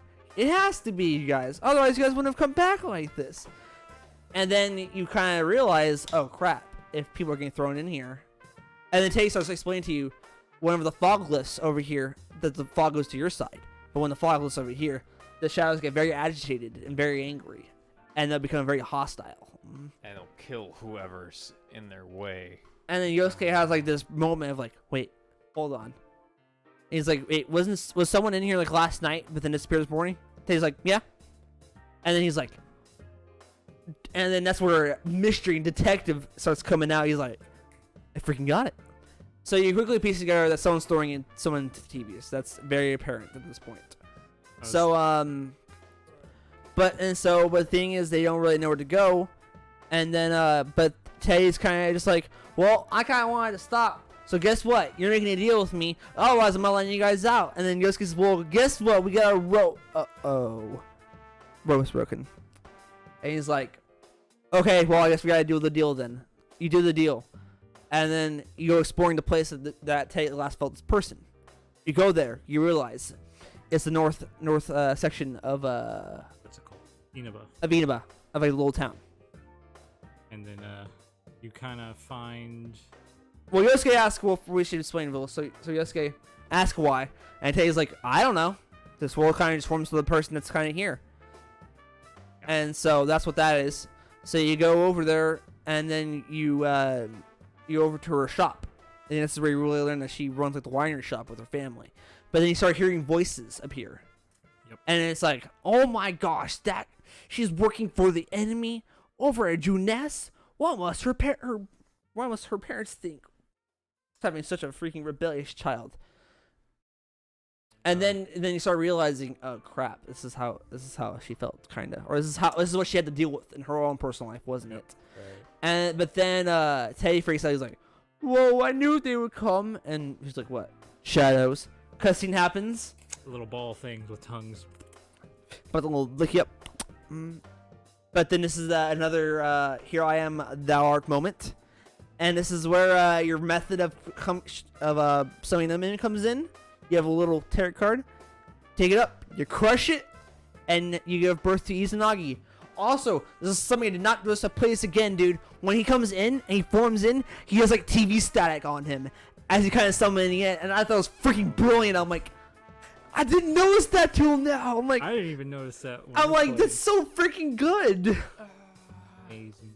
But yeah, and that's your first battle. That's your tutorial battle. And it's easy.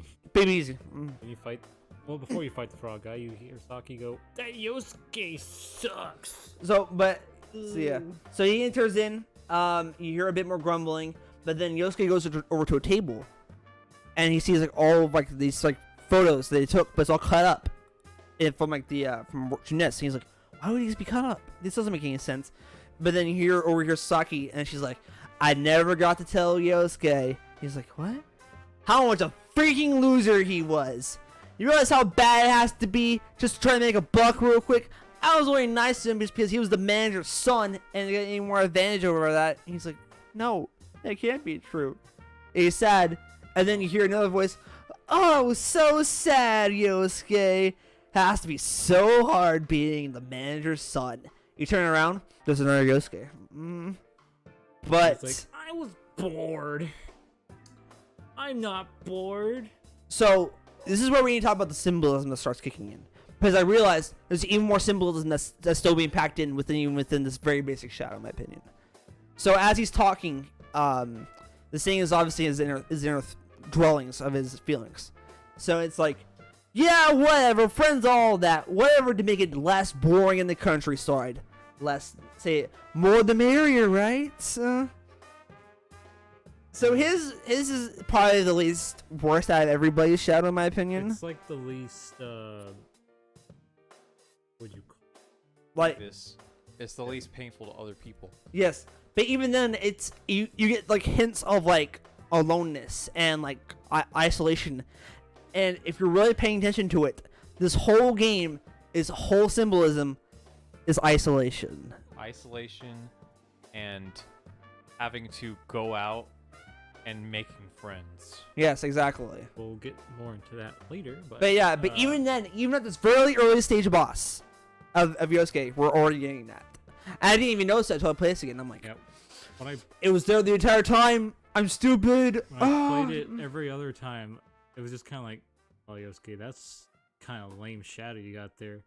But I played this time like,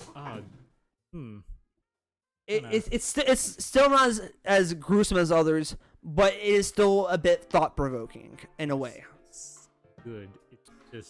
It's good though. But the thing is, he keeps rejecting it, and he's like, yeah, that's right. Say it one more time. You're not me. And he's like, that's right. I am no longer you. I'm me. And then he turns into a big frog boss. And I love this so much more than how they do it in Persona. Persona 4, like, you see the darker parts of them that they hide. With 5, it's kind of like too in your face. Yeah. Oh, 4 could be kind of in your face Well, with its shadows. it kind of. I mean, Naoto's. Kanji's. That one's kind of in your face. We'll talk about that here in a few. But yeah, so you fight it. Very easy fight. Just electrocute it. Just dodge. Block. Just don't be an idiot. Yeah, probably should mention we played it on the hardest difficulty when we played it. Yeah, because that's what I played when I first played Persona 4. I had never played on difficult. So I was like, I've beaten Persona games, I'm good, let me do it. And I decided to go with a team of Chie, Kanji, Yukiko. It's hard, but this boss fight on that mode was kind of just, it's still easy. This guy sucks. Yeah, there's nothing really too much to it. It's just like an introductory boss fight to kind of show you how these bosses can work mechanically. And it also shows you the new guard mechanic, which was new at the time. Oh, that's right. It wasn't. wasn't in Persona 3. Yes, Thankfully, you're right. they added that in, and then And portable. Oh, what, you hear there, Wyatt? Yeah. Yep. Yosuke's persona is a ninja disco frog Named Jiraiya, which is named after the frog ninja. I don't know if I know Jiraiya from Naruto. The actual Jiraiya, I've not read the story or anything. I don't know if it has any connection with Yosuke's character. Well, the Jiraiya wanted to be a hero and save his wife. Okay. Oh. Tsunade. It was probably more like And Yosuke's whole thing is that he wanted to be a hero. And that's something that the Shadow mentioned. It was like, Yeah. oh, you didn't want to come to the hero world because you actually thought it'd be fun. Play the hero. That's right. Isn't that right, Yosuke? Yeah. so even like the personas they get, you know, they put thought into it. Oh, they always put thought in the personas. The whole Most of the time. Most of the time. And every Persona game has a theme. 5 your teammates' personas were like literary characters. This time it's Japanese, like not gods, but Japanese legends. There you go. Mythology. because like one of them is EA's. My God, it's Tomoe Gozen. yeah. Who was a real samurai lady who killed 1,000 dudes in a duel. Although part of the reason she won that many duels is because she brought a naginata, not a tiny sword. And her persona has a. It is. Yeah, that's what I was gonna say. It's a naginata.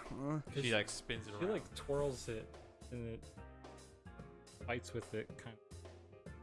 It's because she, it's a naginata like Tomoe Gozen has, but she's using it like a Bruce Lee. As she's into kung fu. Yeah, because it's dressed up in a freaking Bruce Lee outfit. If you're paying attention to it, kind of. So like. So, Anyway, if you have not told us, they put a lot of thought into this, yes. and it's really good in my opinion. It's, But yeah, so um, you defeat that. He accepts it. You get the frog Yes. ninja frog persona. I can't speak words. And then you basically just. I think talking to Teddy. do you form your first social link here? No, No, you form that talk with to- Yosuke the next day. Yeah.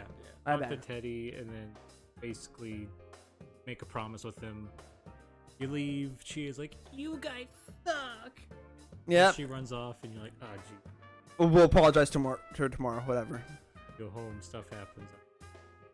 I think maybe there's more news on it on Saku's death, but I don't remember. And too much. then next day, he's like, yo, we should make a team or something. I think. And he's like, "You be the leader, because I don't like being the leader. I'm more of a Second banana. second in command, makes the plans sort of guy." You're like, yeah. Get your social. And here's the sad part: Yosuke's an idiot, but he's probably the smartest character you get for about 70 hours. Yeah. Oh yeah, wanna- we never freaking mentioned this. I don't know how we did not mention this, but the freaking Velvet Room.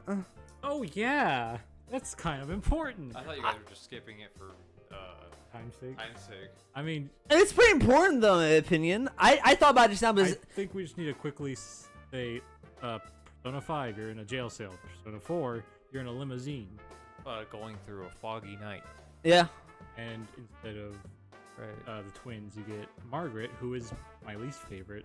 Every time you sleep during, like, a day you sleep, go to the Velvet Room, and he explains more and more about what's happening, what a persona is, all this stuff. And because he's gonna explain to you like social links are, and because during when you get to your Yosuke social link, that's when like the thing of like what he said echoes, and that's why I remember just now. I'm like, oh crap, we never talked about the Velvet Room. the most important thing he's saying, he says, is you're about to go on a big investigation, and sometimes the truth is not going to be what it seems like.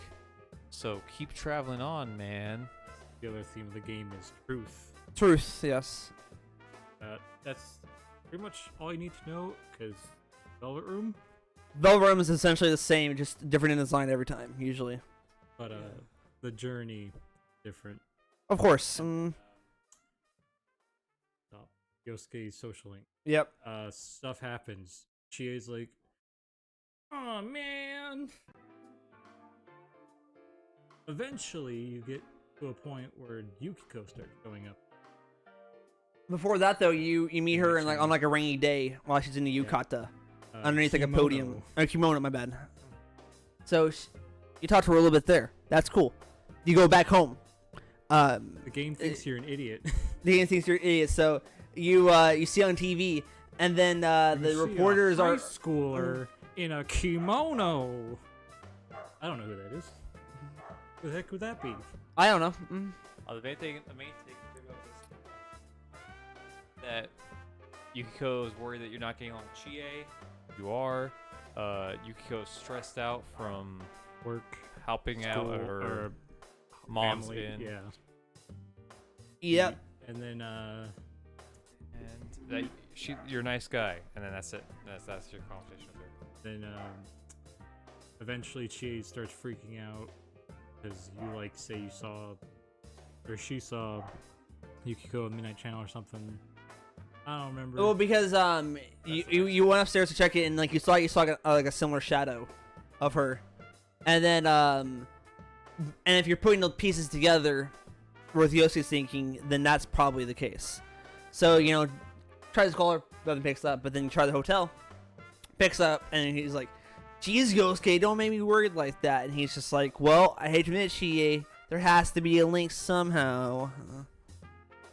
It's just kind of like building up to Yukiko getting kidnapped. Yeah. And eventually, Yeah. Yosuke. What? One of my favorite parts of the beginning is when Yosuke's like, "Hey, dude, I got weapons!" Oh yeah, so you're meeting up because you're gonna have to go in and save Yukiko, and he pulls out like these big katanas, and like what's the little one? It's who knows? It's like a wakizashi. Yeah, like but he small pulls that dagger out, thing. but there's like a bunch of police officers nearby because everyone's on like. He pulls it out at the Junes courtyards, like it's just showing more how stupid Yosuke is. And he starts like doing moves with him, and then like the police officer knows, so he's like, "I've got 2 suspects over here in sight." And then Yosuke just starts waving up. He's like, "No!" He's like, No. He's like, "Sir, put down your weapons." Are you resisting arrest?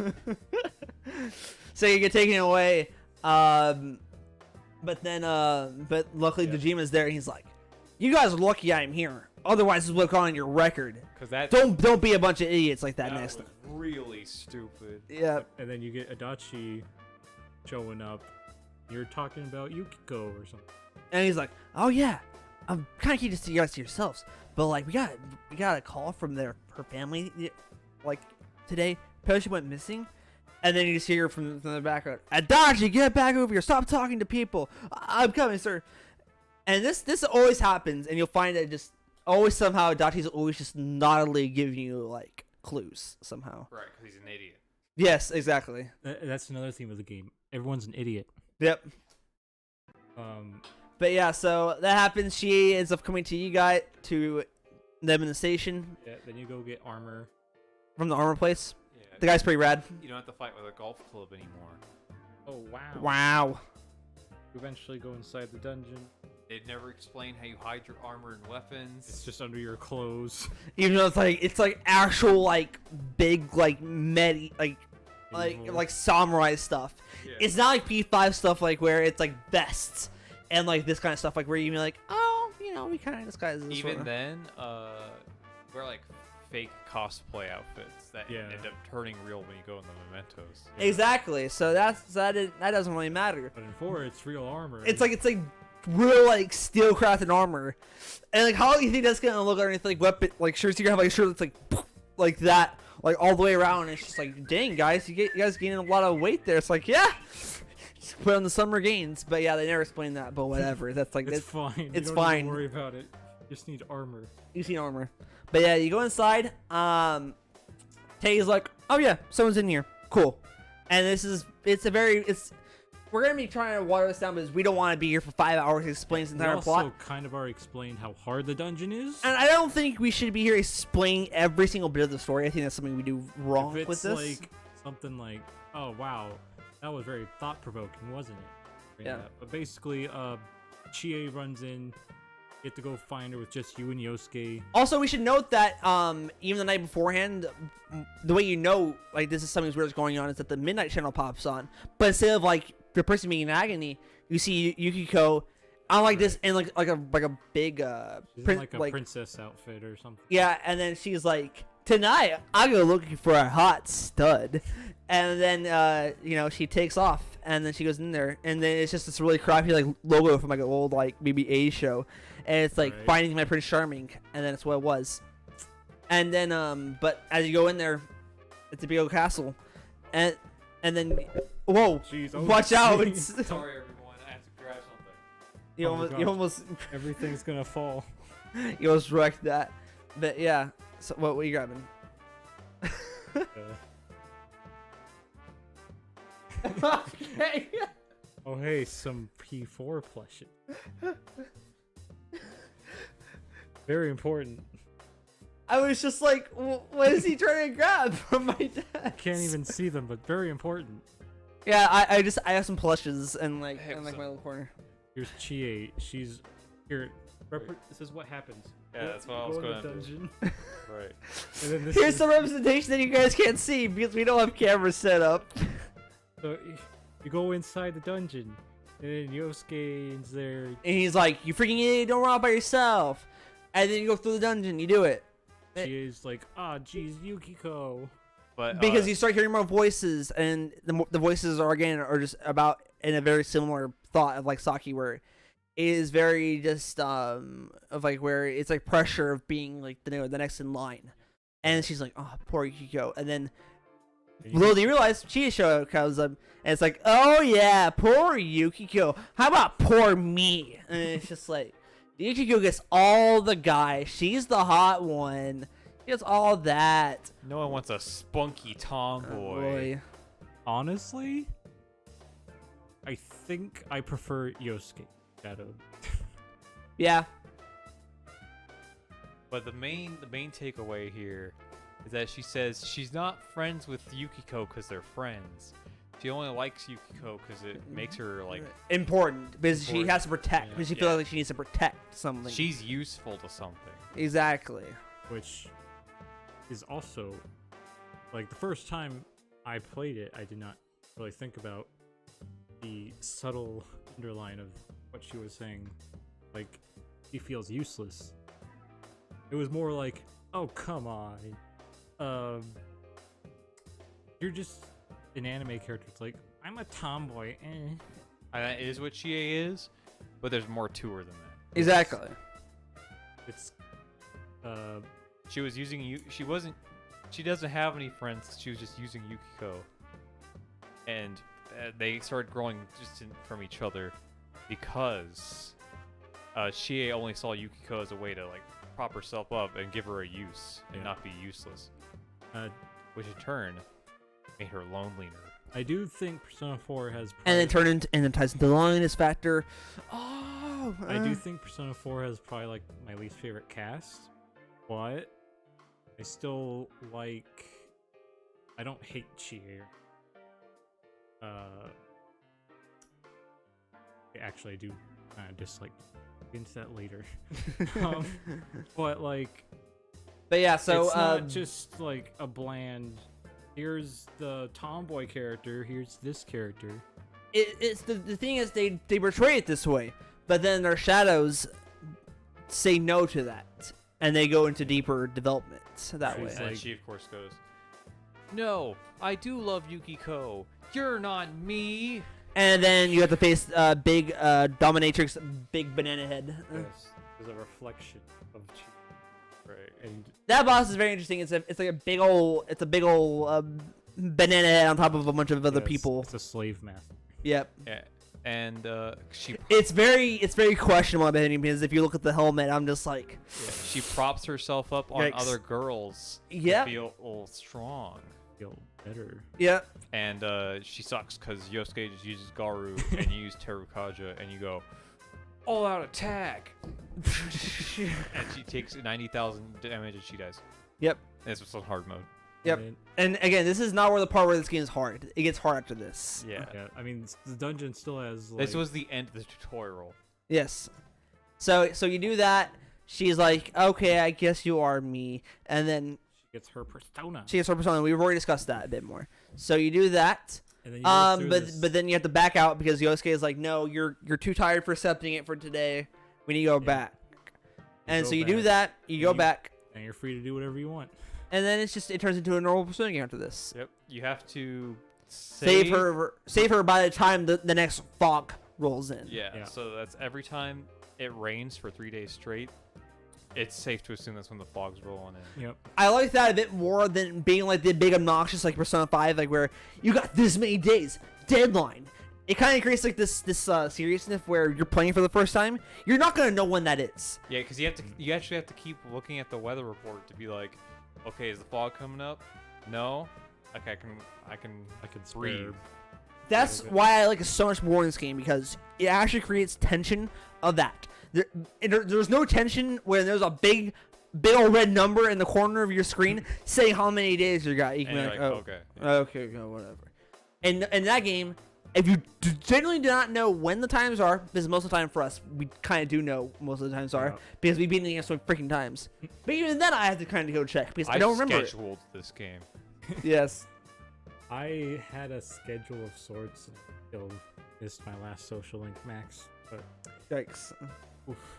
But yeah, um, so this is where the game kind of turns Yeah. into a Persona game where you go through, you live your life, you create your social status, you create social links. you get personas different in Golden, I think. You do like a card game of sorts. Yeah, but it's baby easy. You do shuffle time. Shuffle time. Like it's like Persona Yeah. different.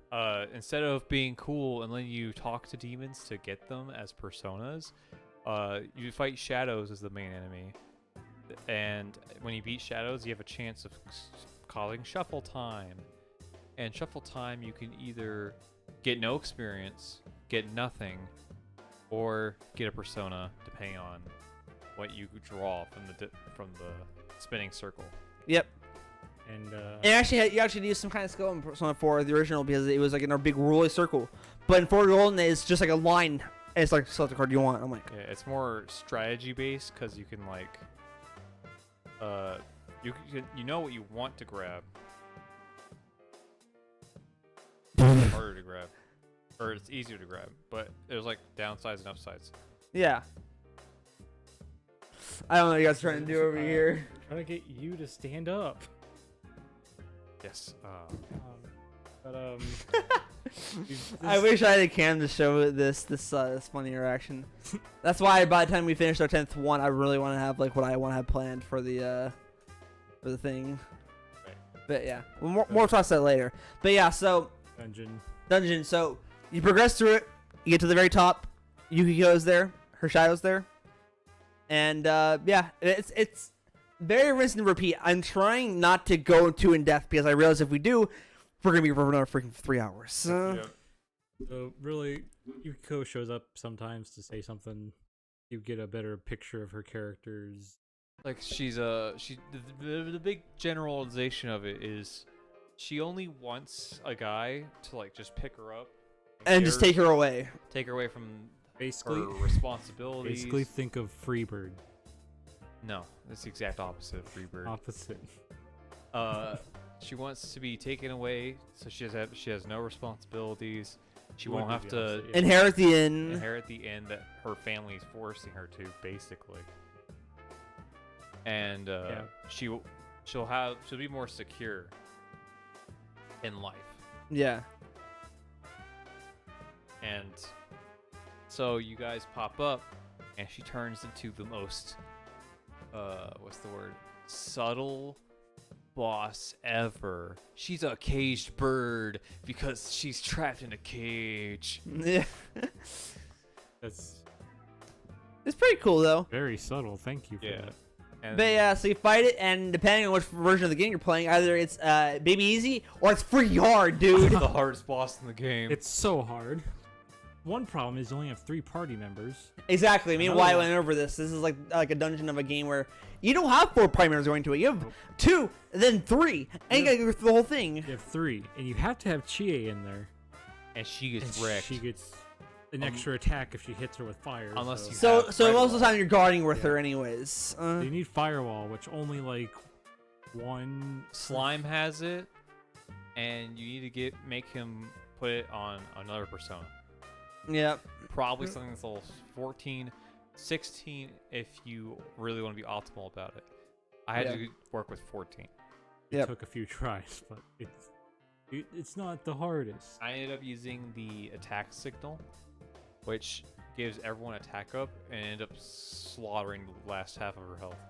Nice. Probably not the hardest Persona boss I fought in, but it's up there Yeah. at least. But yeah, so she has a wide variety of moves, a lot of fire attacks. We've already talked about AoE attacks. It's freaking rough. Some actually pretty strong physical attacks. Yes. Yes. And she's almost this little Prince Charming dude. But it's kind of interesting for text wise is that if you kill it, she'll summon it back, but it won't come back.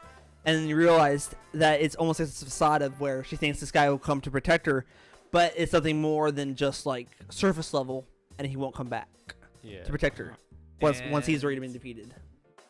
Funny fact, the prince, if you give Chie Terukaja and she uses Mabufu, she gets 2 Mabufus and she does lots of damage. Wow.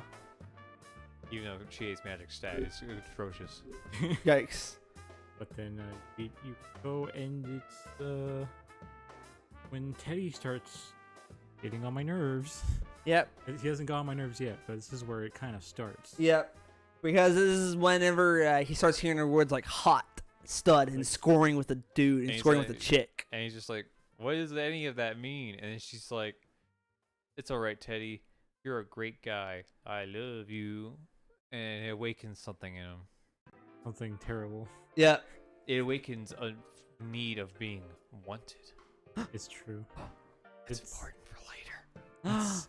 It's smart, but I still don't like it. But yeah, so You go home because everyone's exhausted. yeah, but this is also when Teddy is kind of just like, oh, everyone's going home instead of being like, okay, cool, get the heck out of here. He's like, oh, you guys are leaving. Yuki's like, oh, it's fine, we'll get back to you. Because we still have to solve the mystery after all. I don't remember if this is right after. I think this is when we established the Starlink, if I'm not mistaken. I think so. Yeah, Maybe. I think No, it no, is. you don't start Starlink until the 3rd boss. Really? Oh, after the shadow fight with that guy. Yeah. Like, looking at you with There he those goes. bug eyes. Oh, really? I thought. Oh, I guess it is then. Whatever. Yeah. I think this is maybe when the full social link starts. Yeah, yes. There we go. That's what I'm thinking about. Not You the go start. outside, and you guys are like, oh man, we saved Yukiko. We're rad. And Yukiko's like, I'm joining too. I want to find the guy who threw me in there. Also, we never mentioned the glasses that they have. Oh, Ted- I Ted- was gonna save that Yeah. because when they go back in the TV world after this whole eating ramen thing, and you eat all of their ramen. They and get after ramen. you because we're gonna say this. If you beat it, like really early on, you have a lot of dead time till the next bit of the game starts happening. Yeah. Which is important if you want to get all the social links maxed out. Yeah. Oh, So wow. you wait about generally a month, and then the character will come back to school finally, and then stuff starts progressing finally. Yeah. So then they're up top on the roof. They're chatting. They're discussing like what because they're trying to figure out like what the connection is. Yep. And the only connection they can make so far is that they've all been women, and that they've appeared on TV somehow, some way. So right now they're thinking it's only women, and that it's like that. They think that's the connection so far for some reason. They can't think of motives or anything like that so far, and that's yeah, that's all they think of. And then the guys almost eat all their stuff, and that makes Yuki really sad. She really wanted the beef bites or whatever. Fried And tofu. Here's the running joke of Persona 4. Guys are mean and hurt the girls' feelings, but then they get punished by the girls 10 times over. Yep, It's equality. Am I right? But yeah, so you go back inside ridiculous. the TV, and we did not mention that Teddy somehow is able to make these special pair of glasses that allows you to see inside the TV world, not so much fog. You can see through the fog. You can see clearly the truth. Oh my gosh, The rays symbolism! Wow. And then Yukiko starts having a fit. Well, laughing A fit. laughing fit. Because he makes these really goofy looking glasses. The mustache and the big swirly And glasses. Yukiko goes from one of my favorite characters in the entire game to wasted potential. Yep. Oof. Because this becomes her character until like the end of her social life. Yep. That's Ugh. what Persona 5 does, but not quite as bad. Yikes. On to a much worse fate. No. Well, But, An's a great character. It's just that the game is bad around her. Yep. This is the around her is great. But she just turns into a caricature of herself for half the game. It's like she's trying to parody herself almost. That's what all the Persona 4 spin-offs did, was just And all this stuff about afraid of the future and security and being forced to take the in, it feels like it takes a back seat to her character for most of the game. Yeah. but yeah, so You get some because days we're off. 2 hours in already, so we kind of need to start speeding this up. So, speed round. You go home and it's like, hey, we can have Golden Week off. Yay! Turns out a day later, no, I was lying. I have some work. And it further sad. emphasizes how much his work is so much more important than actually seeing people. Whoa, symbolization, Yeah, whoa. but he still cares about his daughter, so he's like, take care of Nanako during Golden Week. Yeah. And then Chie and Yosuke are like, oh man, that's so sad. You want to come with us, Nanako? We can start your social link. So go to Juness, hang out, have a good Nanako time. And Yosuke is like, oh man, I bet your mother could get like this, Nanako, huh? And then she's like, my mother's dead. And he's like, and you're like, oh. But she's like, I'm fine because I have my dad, so I'm not lonely. This is a lie. And I also big bro now. Huh? This is a lie. So this is very important to Nanako's character. And And you get a she- social link. yes, Yep. She joins the friend group. And she's the justice, actually. She is. In which case you would think that her dad is the justice. However, though, it plays into more. He's the hermit, right? This is the Hierophant. Hierophant. Yeah. The Wait, Hermit is the fox. That's right. my favorite social link. I'm like, okay. So, speed round for this. You go to like the temple, whatever. That's in a place. No big deal. You meet a little fox, and it seems like be gesturing to you, and then it does like a little thing where it has like a little leaf. He was like an old man, and he feels like really like lively all of a sudden, and you realize this fox can give you like healing flowers. So You eventually, think awesome. So we'll get back to that later. So we hop to the next part you have of a few where. days, Kanji shows up on TV. So you go into like you watch TV one night with Nanako, and there's like a big segment on biker gangs, and it's like these biker gangs are making a big ruckus, and but there seems to be one kid who seems to be dispersing them all, and then this is where either Matthew Mercer or Troy Baker pops up for your whichever version you play. Yeah, well, it's Troy Baker, I think, in All old- versions. Is it? Oh, that's right. It's only when we get to the Spin-offs. spin-offs. Yeah. But Troy Baker comes in. What are you guys talking about? Get the hell out of here! But obviously again, the players are not stupid. You know who the heck this is. And Dojima's even like, oh, I Dojima's know like, that that's guy." Kanji Tatsumi. Everyone's like, who's Kanji Tatsumi? He's like, he's been making trouble since he's in middle school. But It's because it's because the migrants would make such a ruckus. They keep his mom up at night. which is a nice gesture, but it's not great. Yes, Yeah. and that's why he would chase them all down and give them hell, pretty much. Yeah. So yeah. So a few days pass.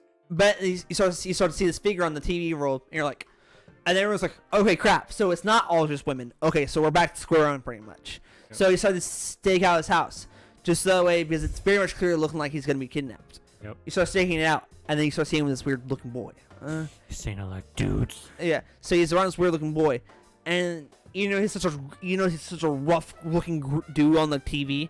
He's kind of weirdly, like, passive with the boy. He's like, yeah, it's fine. Yeah. He's bashful and shy around him. Yeah, he's like, yeah, we can talk the next day. Yeah, whatever.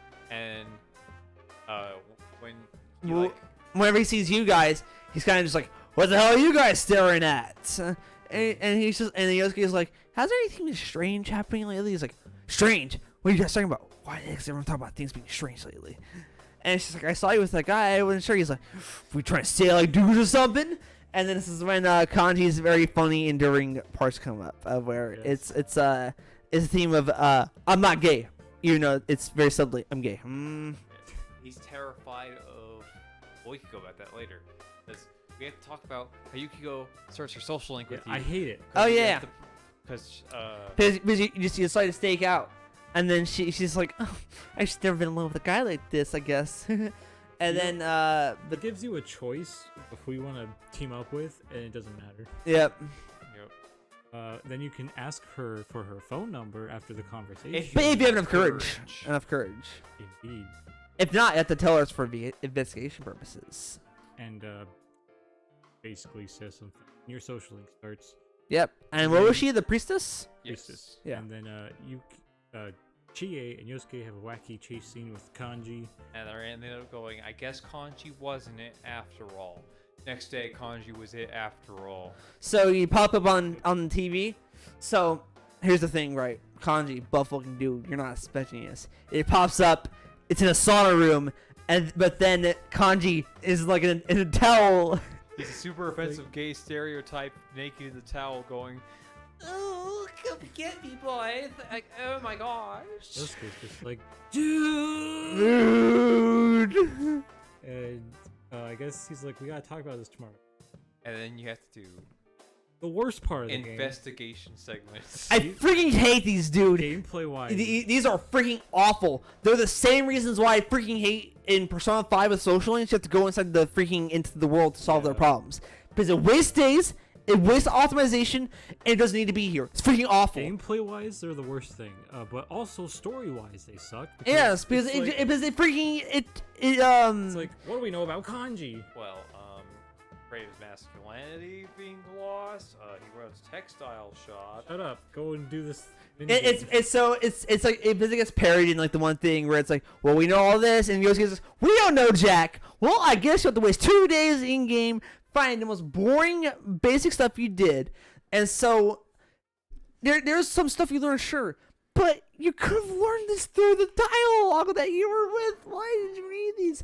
We're sorry, but this is the one part of these games, or the parts of these games where you have to get into these dungeons, because Teddy's like, I don't know why, but I'm not strong enough to figure this out. Hey, go get me information so you can tell me more about this person. Even though that's not how it worked before, Teddy. Here's how the investigation should have worked. Talk to Teddy. He's like, I don't know. And then you have to you talk to like Yosuke and stuff, and you start like planning around what the keywords could be, and like doing them yourself. And if you want a hint, you have to go outside and find the hint outside, but you can still do it. But it rewards you your smart brain for figuring out the first time if you're a brand new player. That's one of my biggest complaints with the game is it's like, you're an idiot. You don't know nothing. Persona 4 even suffers this problem even back then. But Persona 5 treats you like a big idiot. But Persona 4 still treats you like an idiot. Yeah. It treats you like less of an idiot, but still treats you like an idiot. It's like, I didn't need all this, but whatever. So you have to go outside, you have to do all these extra things, and then you have to come. But the thing is, the worst part is that it creates these gaps of where you're getting really excited and you're really intrigued by what's going on, and you have to take a break for that because you have to go figure out this stupid information. Because it takes like 2 whole days to figure this out, and then you have to go inside, then you get to there. Which is not like we're probably complaining. Someone's right now is like, it's not that bad, dude. It's only 2 days. Yes, it's only 2 days, but it's 2 days that didn't need to happen. It's that's like my problem. Filler in a game that's like 70 hours long. Yes. We don't need filler. We don't need filler. Your game's already long enough. Let's go. It's not AI director bad, but Yeah, it's not AI director bad. UI director. UI. UI director That's how bad. much I care about him. Yeah, he is an AI. Let's just be honest. He's a stupid AI that's just stupidly programmed. But yeah, so you learn that, you go in there, and then you just hear the very. You know why? You take it away. Oh, he's like, welcome to my bathhouse. I'm gonna catch myself a sexy boy. And like one of my favorite themes, the muscle blues comes on. Yeah. No, no. Yosuke is not happy. You know what? Hold on. And then I Hold have on. been playing this song for a while, so. Yeah. Yosuke is all creeped out because before even like when Kanji runs in there and then he hears, "Oh, I'm so scared." There we Don't go. worry, pussycat. I'll keep you safe. Yoshi's like, no, stop. I don't want to do Stop! this. Stop! What is going on? Yeah. So I'm on a side bridge here. I get that maybe it can maybe look a bit homophobic, but it's not necessarily Yosuke being homophobic, but so much so he doesn't understand, because I saw someone like online actually being like really angry about this part or whatever. And they're just like, Yosuke's a homophobe. He shouldn't be a Persona 4. Why are you trying to promote Atlas? I'm like, dude, shut up. It's not about him being a homophobe. There's always the headcanon that he's gay, but it doesn't want to be gay. Yeah, there is that because there's like lines of dialogue that were erased for option in the thing. That is But true. yes, but that's my side note, is that it's not him being a homophobe. It's just he's just not he's gay. just he's just hearing, "Hello, pussycat. Get a bathtub with me." It's just uncomfortability more than being a homophobe. Let's just say that. I mean, what would you do if you had witnessed Kanji in that situation? I'd probably be the same way, if I'm being honest. But the more you go in the dungeon, the less you find out about him being gay, and more just he hates, or like people are like unaccepting of him, and he's like, girls are scary and they don't care about me or my real self. And then you realize this is kind of why he has kind of become this big, big loud guy. And why I guess always pure intimidating is because that's how he's kind of found his way of like Hiding that. of hiding it, of where he's actually really scared of people, and especially girls, of how they viewed him, because he's secretly he's this guy that just loves to crochet, Yeah. and is doing these really not boy things, but he's afraid that's not like what boys should do. So he hides that by being like a dude who's like he's Really tough. he's really tough. He's beat up biker Mainline. gangs and all this stuff. That's what I like. He doesn't need friends, and it's actually really cool how it builds up on the character of that. Theme. Friendship and loneliness, because the feminine traits he has, it makes everyone push him away. He's also got a scary looking face. He does. So, So it also goes into that where he thinks he has this really looking face, he should be into crocheting and all this stuff, and that's what it plays into. Then you find his boss. Yeah. So Oh, we should say that the dungeons in this game are not a strong suit, in my opinion. 3, No. 4 are not their strong suits. 5 is where it changes it up. But that's because 5 you can do it, and it does it really well. That's why we're skipping these dungeons. Yeah. pretty much. So pretty much Very these dungeons confident, are just very much hallways. Find the staircase, go up it. They're auto-generated too, Yes, they're all generated as well. or like whatever word is. Not pre-generated, but like they're randomly generated. Yeah, thank you. That's it. That's- Randomly generated. And one of my favorite things is how Persona 4 deals with shadows. In 5, I think it's kind of just It's their distorted self, but like it's like what they think, but They hide way, it. way worse, Yeah. and it's making them worse in real life, like which with is lame. Persona 5, the villains are already shadows and stuff. They don't confront themselves. But with 4, they have to deny themselves to get the boss fight to start. Yeah. Fight their shadow. And Kanji's So- gay Kanji's all, I'm so gay. I want a boyfriend, and he's like, I'm not gay. I'm not scared of girls. You aren't me. So- And boss fight starts, and then his boss is like a big old like it's like covered in roses, but it's like a big body. It's like a big, basically naked the male, muscle. the male symbol. Yeah. But it's kind of like his little shadow, like like on the very top, He like has a surrounded by male symbol roses. and a female symbol, and he's like buff, and he's like there on the top, and he has two Big buff men he's right next got to him. cool guy and sexy guy. Exactly. And sexy guy buffs everyone, while cool guy debuffs everyone, does lots of damage. And Oh shoot! I didn't realize that's more symbolization right there. this fight is also hard. Yeah, It's not as hard, though. but it still can be difficult actually. He's doing lots of damage, and you need to like. First of all, you have to know how. When you're playing an SMT game, you buff and debuff. And if you're a fool, you do not have Dikaja on Yosuke. Yikes! So, yes, if this is your first time playing an SMT game, And we're gonna advise you right now: have Dikaja, and also just needs a buff. Buff is really good. And Just don't avoid it in any Persona game, in my opinion. Buffs are really good. learn how to guard this fight and keep yourself topped up all the time. Yeah, that's just something we'll definitely describe more as we go along. Tips and general things for this boss. We should also just keep prefacing, we're really into spoiler territories and we're not stopping. We're going through the whole game, so yeah. Sorry. Like this is like after Kanji, we're going to spoiler territory. Really spoiler territory. But yeah, so the fight, it can be really difficult. You get through it though. And Kanji. But the thing is it seems like it's about to get back up. Right. But then he punches the thing back down. And he's like, "Shut up! Yeah, you were me. I just didn't want to admit. Girl scared the crap out of me. Whatever." He's all. I'm not. It's not that I'm gay. It's just that I've been girly and people have been pushing me away, and I'm just scared, you know. But seeing you like that kind of pisses me off. That's why we aren't. You're not. You're tough. I know. 'Cause you're me. And he goes over something. and the shadows are very complex, deceitful, I guess, because they hit you with a super unsubtle part of that character. so like, Yeah.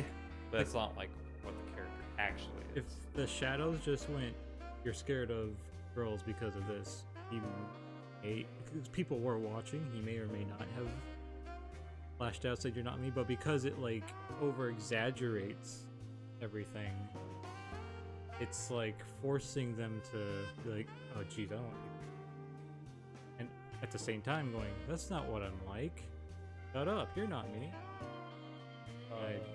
Very like psychological. True. The shadow. But yeah, so his persona, I forget what the heck that one's name is. It's Take. Yeah, Take Mikazuchi, which is the god of thunder. Oh. And he looks very different. Interesting. But yeah, you get Stuff happens. you get that, you get him out, and that's the end of that dungeon already. Then Although one thing that was important about that dungeon is you hear people laughing Oh yeah, Like a that's right. crowd. oh yeah.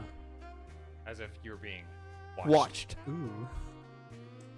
But next is Rise's dungeon. But yeah, so again, you go through your life, you do what you do, but then the talk of a big idol that you saw actually at the beginning of the game is moving here, and that is Rise. Yep, and now we're moving into big spoilers. Because this is where stuff really starts taking a big dive. Yeah, and we're only getting more spoiler with each boss. Yep. Oh, Yeah. Our viewer left. okay. Hi. Do you have any other? Nope. They'll be here on YouTube. Yeah, it's fine. But anyways, so Basically. but so she arrives into town. Everyone's making a big buzz about it, and but they find out like she's like working with her grandma like a tofu shop. Yep. And what was I gonna say? But so the thing is, they're trying to piece it together, kinda. So they're kind of just like, well, what does everybody have in common? But then they start realizing, oh shoot, they were all on TV. So they put that together, and then they realize, oh, Rise maybe, potentially. But then they start seeing her blips, and then they go check her at the tofu shop. And Yosuke's kind of just like, hey, so like there's this weird rumor. She's like, oh yeah, I already know about it. and that person's not me. It can't be me. He's like, well, why not? Because I'm not that busty. And it's like, oh, okay. Yeah, you keep staking out the tofu shop, and then eventually, Adachi's like, look at that creeper, chase him. No, he's like, come on out, buddy. We know you're here. And so, but you look up, and no, I forget who he is, but it's like, hey, look up there, and it's just some weirdo like on the pole with like cameras, and he hops down, and then it's like, wait, don't let him get away, possible suspect. And then you back him to like the corner of like the highway almost. He's like, I'm gonna do it, I'm gonna jump. And it's like, dang, we can't freaking let this happen. And I forget what they do, but then I forget what they say to do. They make him look the other way, but they jump him, and they get that. And then Dashi is like, yes, this is fine, we have to bust these out. And he's like, you're under arrest. Anything you may say or do may be used as offense against you. He's like, yes, I've always wanted to say that. So then you think, oh, we got it. Oh, well, I think. Well, I think it's very evident the player thinks that, but everyone on What? the team is like, yeah, we think so, because everyone's a freaking idiot. Everyone's an idiot. Adachi's basically got the guy in custody. Everyone's. Someone checks the midnight channel. It's like, Oh no, but the thing was actually is that while you guys were gone, you go by and then the grandma's like, yeah, I don't know, she stepped out, whatever. And then, right. but then immediately I'm kind of just like, okay. And then they're all just like, yeah, it's gotta be fine, it'll be fine. And I'm just like, oh my gosh, everyone's a bunch of freaking idiots. But then the TV pops up, and sure enough, it's Rise, and she's actually in a very similar outfit that you saw her in the on the TV in the very beginning. But this time around, it's actually for like a striptease. And in the background appears this club, and she's like, "Ooh, would you follow me along just to see a little bit more of Rise?" And I would just say in the anime, he was a bit more creepier with this. He's like rapidly like hitting like the record button like on his controller. I didn't know that. Yeah, so he is. And so, but afterwards, he checks to see if he actually recorded or not, and it doesn't because it's on the midnight channel. I was like, crap. But Yosuke calls. Yeah. Dude. He's like, dude, you're wrong. It wasn't that guy. She got getting kidnapped anyways. And I'm just like, yeah, you freaking morons. Guess what? It's ended up happening. He just kind of do the dumb stuff again. Yeah. So you go back in. He's like, I don't know, and you realize, oh crap, this is happening for every This dungeon. time, you actually don't really know anything about her, unlike with Kanji. Yeah. Right. Then you go into her dungeon, and it's the strip club thing. It's just a strip club. It's just a strip club, very much. And it's my least favorite dungeons. Probably. The music's kind of. It's club music, and I don't It's club music. I don't know. I can vibe to it a little bit, but there's also like the bits in there that are like moans a little bit, and that's why I'm kind of just like, I'm a bit uncomfortable right now. But it's kind of a little bit of like a bop, so you're just kind of going bow now. Hold on. Oh. There we go. We're switching the song then. Yes, we are. We may as well for all this. Right. May as well.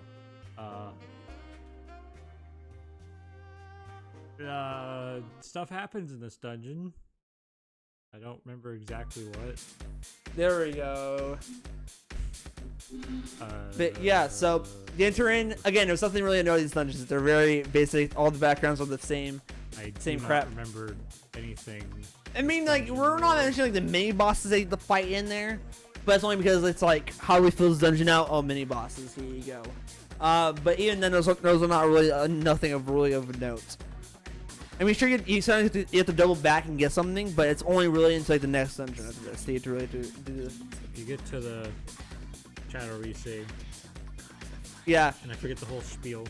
So the whole spiel is like, no one knows the real Rise. They only see what they want to see. Why do you remember a bit more than we do? Any thought-provoking About Rise's shadow? Yes. It's that she hates being forced into a character. Yes. Like wants to be Rise, she wants not to be Rosette. her real self and not some fake prig that So everyone thinks some her. fake idol, pretty much. Rise, not Rosette. Yeah. Yes. But everyone wants her to be Rosette. And in the end, she decides that they're both part of her. There is no fake her. Okay, so we should explain this. So denies it, and it turns into like her, but it's big, tall, rainbow, naked, antenna faced. It's weird looking. It's design. a very weird looking boss. But yeah, so you start fighting it, and this is where it starts getting really interesting. So you start fighting it, but as you're fighting it, it starts scanning you, and then it's like, wait, what the heck is going on? And then your attacks don't start connecting, and then it goes, wait, how the heck do we fight this thing? And then you realize you can't win this battle. Right. And so it's about to do like another big scan, and you guys are about to die. But Tay's like, no, I don't want everyone to die. I'll be lonely again. And he's like, Sensei, what do I do? And I forgot the options. But it's about to do like another, and it's about to do like another bigger charge attack. He's like, no, I won't let you take my friends. And then he goes like, he pretty much just Super Saiyan charges up and runs like head first into the thing and defeats it. And then he's all deflated. Yep. And Rise accepts herself as like, they're both a part of me. I forgot what she said is exactly, but Teddy's like, what? Yeah. So then, but the thing is, she's like, wait, guys, something's going on. And then no, I think Teddy starts saying words like, he's like, hello, and all that. And then you see it behind him. Teddy's shadow has appeared. But there's something unique about this one, though, however. It's like, you will bow before me. Yes, but the thing is that even Rise is saying, she's like, this is a really odd signature. Like, this is like, it's like not even like unique. It's like not similar to like the shadows before. Like even like hers is somehow really different. And it's like, you seek the truth, but to what end? It's a, you seek the truth only to go further into the fog. You will never really find the true truth. This fight's not super So, hard, but then that's really, it's really thought-provoking because you realize you're not talking to like his inner thoughts, but to like something else, like a presence, but you don't know what. But this presence like is almost like talking down to you. It's like, what are you to try to find the truth? You are but idiots, pretty much. So then you fight it. It's cool, but it's not hard. If you're playing on the hardest difficulty and you have Yukiko in your team, then you gotta be careful, but it's not that hard. It's just if it kills you, you have to redo the last fight. Yeah. Why aim points of symbolization that we're forgetting here? There's a big giant his shadow. eye. His eye comes into play He has later. a moving eye that's very weird looking. Oh yeah, you're all right. It'll come into play later. But, Also, this fight's baby easy. Yes, that's what I was saying. He goes, hold up, I'm gonna hit you. Oh, You and should Rise is like, guard. oh my gosh, guy, you need a guard right now. And you guard. Nothing happens. No attacks hit you. But do this. He gets his persona. I don't remember what Rise's is called, I forget. but Teddy's is like Tokidoji. King Todoki Doji or something like that. I don't remember. I don't know anything about either of those. Why do you know? references. Toki Joji is a woodcutter, right? Oh, I think he is. Yeah. And he like goes out on his own and cuts wood. Oh, I forgot exactly what he does. I know That's he has a important. missile, and it's called a tomahawk. Yeah.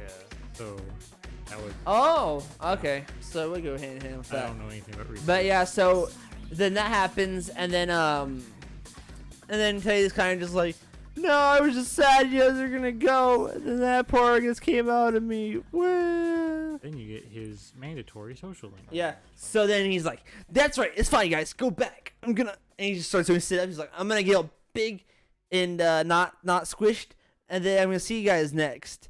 Okay, in real life, his name was Kintaro, not Kintokidoji. Ah. Yeah. Next is the he was- retro dungeon. he was Yeah. a- I'm gonna put this on for now. He was a young boy who had superhuman strength and was raised by witches and monsters. Oh. Oh wow. He was friendly with all the animals in the mountain, but became scared of humans. Oh, this is very into Teddy's character, actually. Yeah, Yeah. he was raised in the world with shadows, away from everything else, but got along with everything else, and started becoming afraid of humans, and then eventually. Wow. He's Become- based on a real person, but no one knows who that real person is. Okay. Oh, Interesting. that's wow. We're learning things today. It's true. And in Japan, it's a holiday called Boys' Day after him, which is the day he made friends with his first human, Oh, Aw. I didn't know that. which is the day you max his social link. Ooh. Yo, that's So wow. much thought. That is actually so much thought. What the hell? Anyways. Anyways, wow.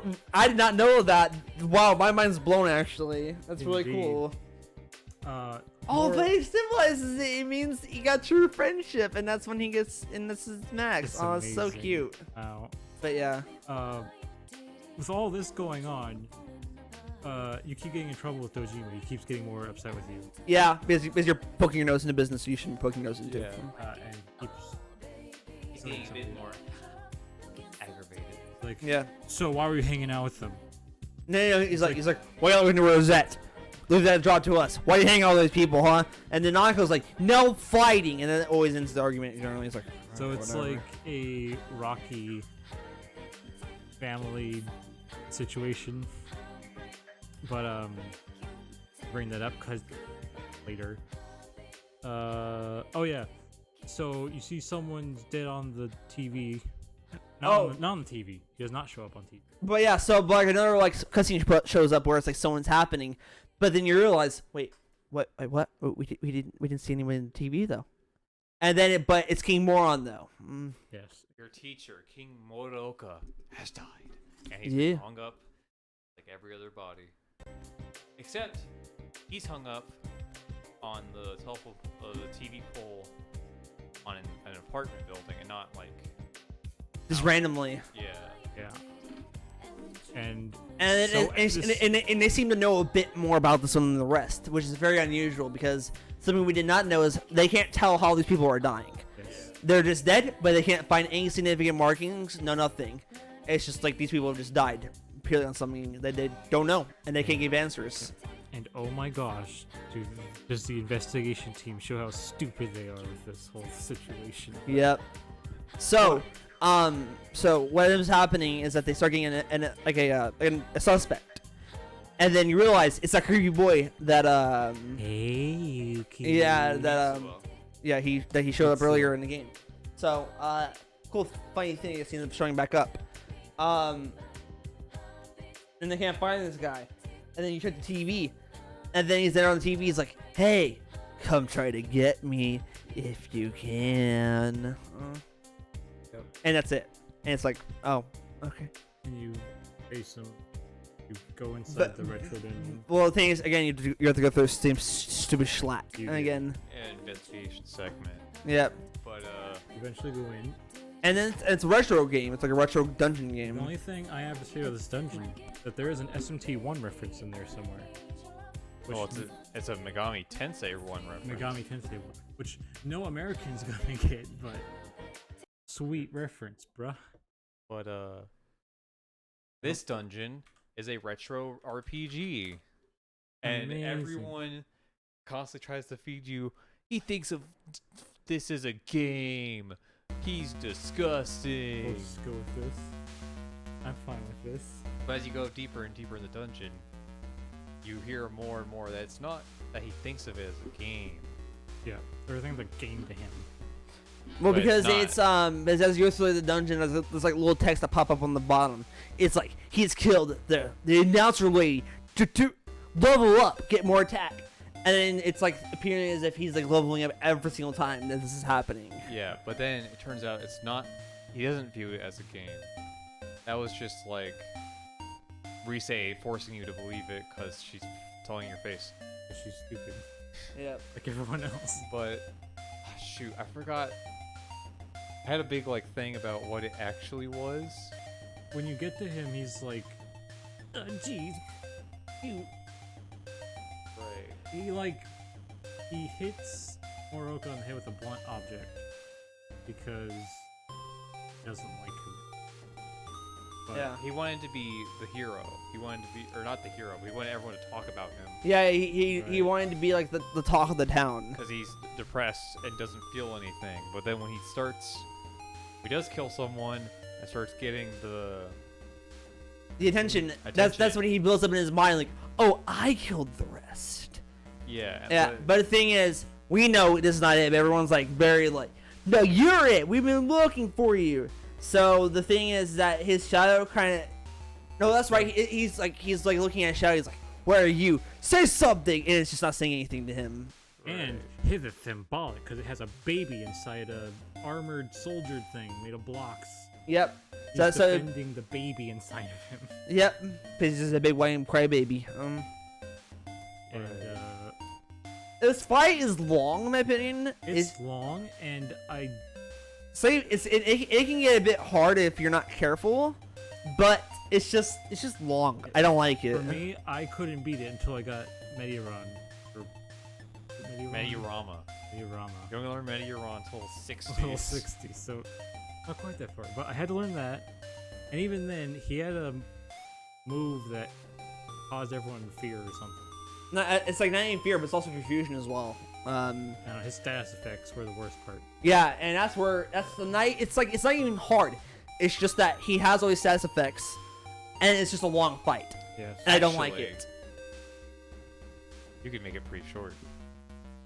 How? I had a team of the boys, and if everyone's all buffed up, you just keep bashing the Oh, hero, and Okay. even when he's trying to rebuild it, keep bashing that hero, and he never gets it back up.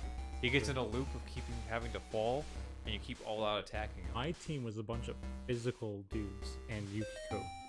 I got buffed up, used Odin because I was new game plusing this, Right. and I did like 2,000 damage to him. Yeah, I wasn't either. He actually has no health, and you can put him in a position where he keeps taking damage.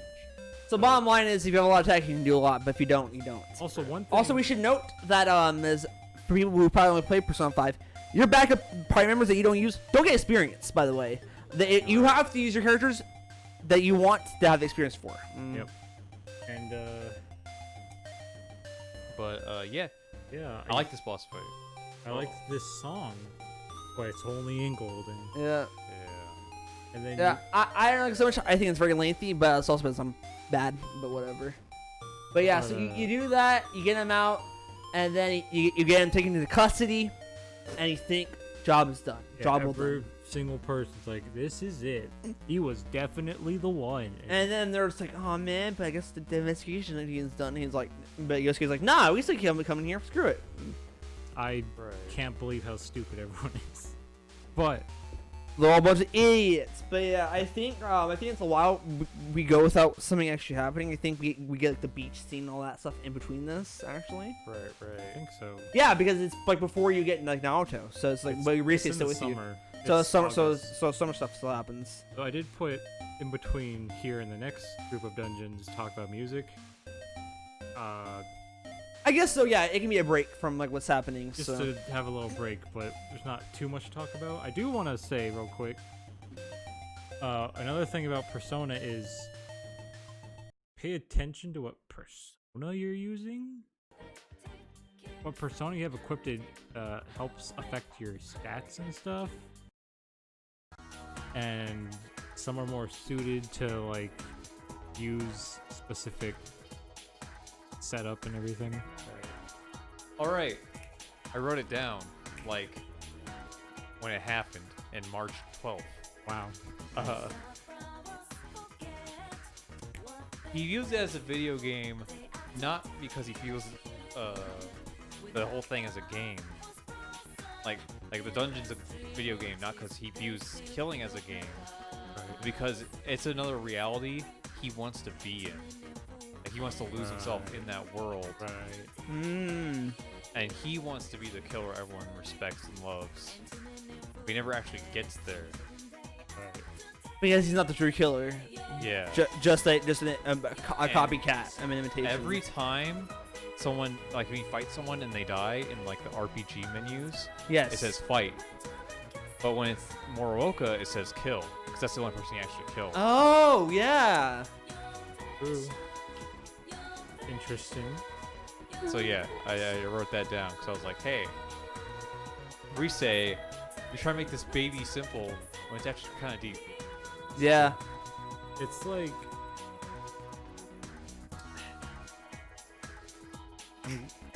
it's cool that it's there, even if everyone's a moron and can't figure out. Because this game's too smart for us.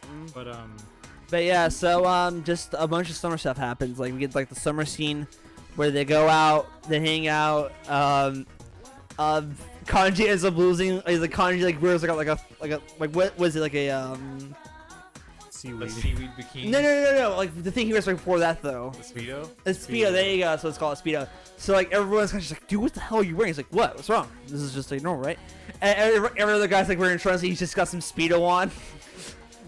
And it's just like, okay, Kanji. Well then. But then Reese goes up and she's like, but you didn't get like a nosebleed. I heard you got you got a nosebleed like around like the girls when you guys went to like your camping trip. Like, huh? What do you mean? And then you kind of realize like, oh, okay, well, whatever. So they argue about that, and then Tace is like, oh yeah, wardrobe malfunction. And then you realize the wardrobe malfunction was his Speedo. He doesn't have a Speedo on. And so everyone's like panicking, and then like the way the censoring is him holding like Teddy over it, which is pretty ingenious. And then it's like, crap, what do we do? And then Yoshi's like, crop the seaweed quick. And he's like, dude, what the hell are you trying to do? Just crop the seaweed. The girls come out, and they're like, oh, what are you doing? He's like, oh, we're reenacting Venus's birth. He's like, hell yeah, dude, I'm ready to be born. It's like, ew, creepo. I love Kanji. Yes, Kanji is definitely one of the better characters. I used to hate Yosuke. I loved Yosuke. Hated Yosuke. And then when I beat the game again, loved him again. Yes, exactly. But yeah, like, I don't got a problem with people. Chie, I have a problem with sometimes. Tay, I definitely have a problem with sometimes. Yukiko, I had the problem with until you beat the social link again. But yeah, that's the problem. But yeah. Can get more But into I love this cast. But again, it's the problem of you beating this game so much. You start to hate everybody. Yeah. You come back to it, you realize you love everybody. Here's something I figured. We actually don't have enough time to do all the social links, which I really want to do. Yeah. However, we also didn't have enough time to do all the Persona 5 social links. We won't have enough time to do all the Persona 3 social links, which means we have to have a social link video. Oh. We'll rank social links. How about that? We'll just rank social and links. then during that, And we'll go into depth about that. yeah, Like a exactly. tier list maker kind of. But Yeah. more than that, though, we'll go into actual depth of why these characters are good and why it's bad or etc. The only important. Because ones- so that way we don't bloat this video out right. Because this is we're gonna be like a 3-hour long video, The anyways. only important ones to bring up are the mandatory ones, really. Yeah.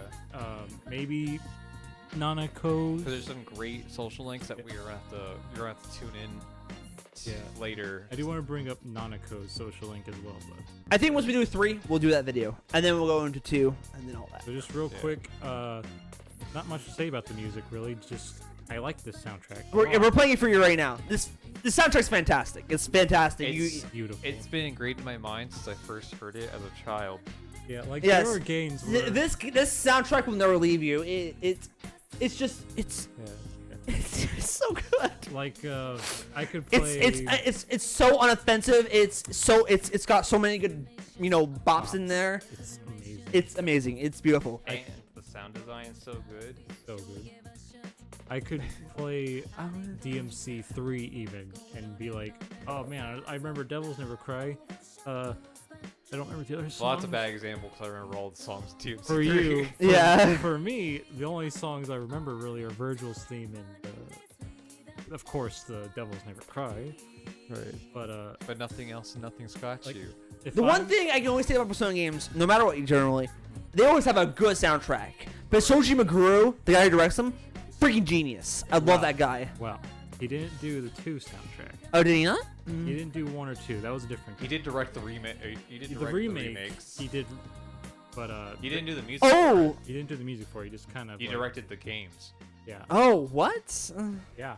Really? But Wow, that's even better yeah, in my opinion. But like 3, you tell me do a 3 song right now. I'm like, How could you say that? 3 has the best soundtrack. DMC 3. Oh. I mean, meant Persona. it's good. I thought we were talking about Persona. No, 3 is a good sound. I can remember that. I'm about to say, like, 3 is like my most favorite soundtrack ever. I know like most of the songs off the top of my head, probably. They're not like catchy like these, but there's I cannot wait to get to 3 because I'm gonna freaking explode from like nostalgia with that soundtrack. Because Yeah, but DMC3 has like Taste the Blood, It Taste has the Pain, songs I remember. But and Define Hate. yes, but then like you got the Centipede boss theme. hey guys, I hate to admit I'm gonna break you up right here because we're gonna go very much off topic if we continue anyways further. Well, what I was trying to say 20 years ago is the sound design's great. It's the point where if you go out or if it's raining, it like stops. It gives you this real, like there's no music, but you can hear the rain pattering outside. Oh yes, It gives you this real, authentic, realistic feeling of the countryside. Yes. I love that. And my point was basically, I couldn't. Also, I'm gonna say Like, this soundtrack has been there in so many parts of my life that it's enhanced some parts of my life. Remember when that snowed that one time, like years back? It's like that one night where it really snowed. Do not remember. Really? I should because it never snows here, but I do. Yeah. So the thing was, I was out that night, right? And I played Snowflakes. Right. oh yeah. I had the most surreal experience ever in my life with snow and like that. While listening to that song and doing that because I was working at the same time, I got to listen to music while I was pushing carts and it snowed, and then I just played Snowflakes. I almost cried like while it was happening. I was like, Yeah. but yeah. But soundtrack amazing. My point I is- recommend you listen to it anyways. Just I you know, can start playing the game. actually remember the songs. That's my point. Yes. I can remember like every song, pretty much. Yes. Yes. The soundtrack and most Persona Stands games. out. And most Persona games, in my opinion, are very memorable. 1 and 2, you can be like, I don't remember some of these songs, except for the really important ones. 2 actually is probably my second favorite. Yeah. So, well, I mean, but but that's an exception. We can go to that later on when we get to those. But yeah. That's for 2. But yeah. But yeah. So let's swap back into this. So we pick it back up, and we meet Naruto because he transfers to school. Naruto is Also, like Mitsuo's turned out not to be the killer. it's true. Well, the thing is, it's not made apparent yet because you start talking to him and he's like, "So you think that too, right? But I'm not convinced." And then he starts working more into the case, and then it's kind of we as the players know it's not over because the freaking game we haven't gotten Naruto as a party member yet, so we know the game's not done yet. Yeah, I But- saw screenshots from Naruto in the party. You can't fool me. Yeah, She was even in the intro. yeah, exactly. It's true. He is not in the intro. Yes, he. Oh He. yeah, because I was totally fooled. Yes, he. I mean, I wasn't. I already knew, but yeah, but whatever. But he transfers to the school. All fun stuff, and then you see that he appears on TV, and they're talking about the murders. And he's like, "I'm not convinced." Actually, he's like, "Oh, why too?" He's like, "We could discover, signs of why Moroka died and link it to him, but the other two we cannot. So that's why I am not convinced, and I will continue to go further with this."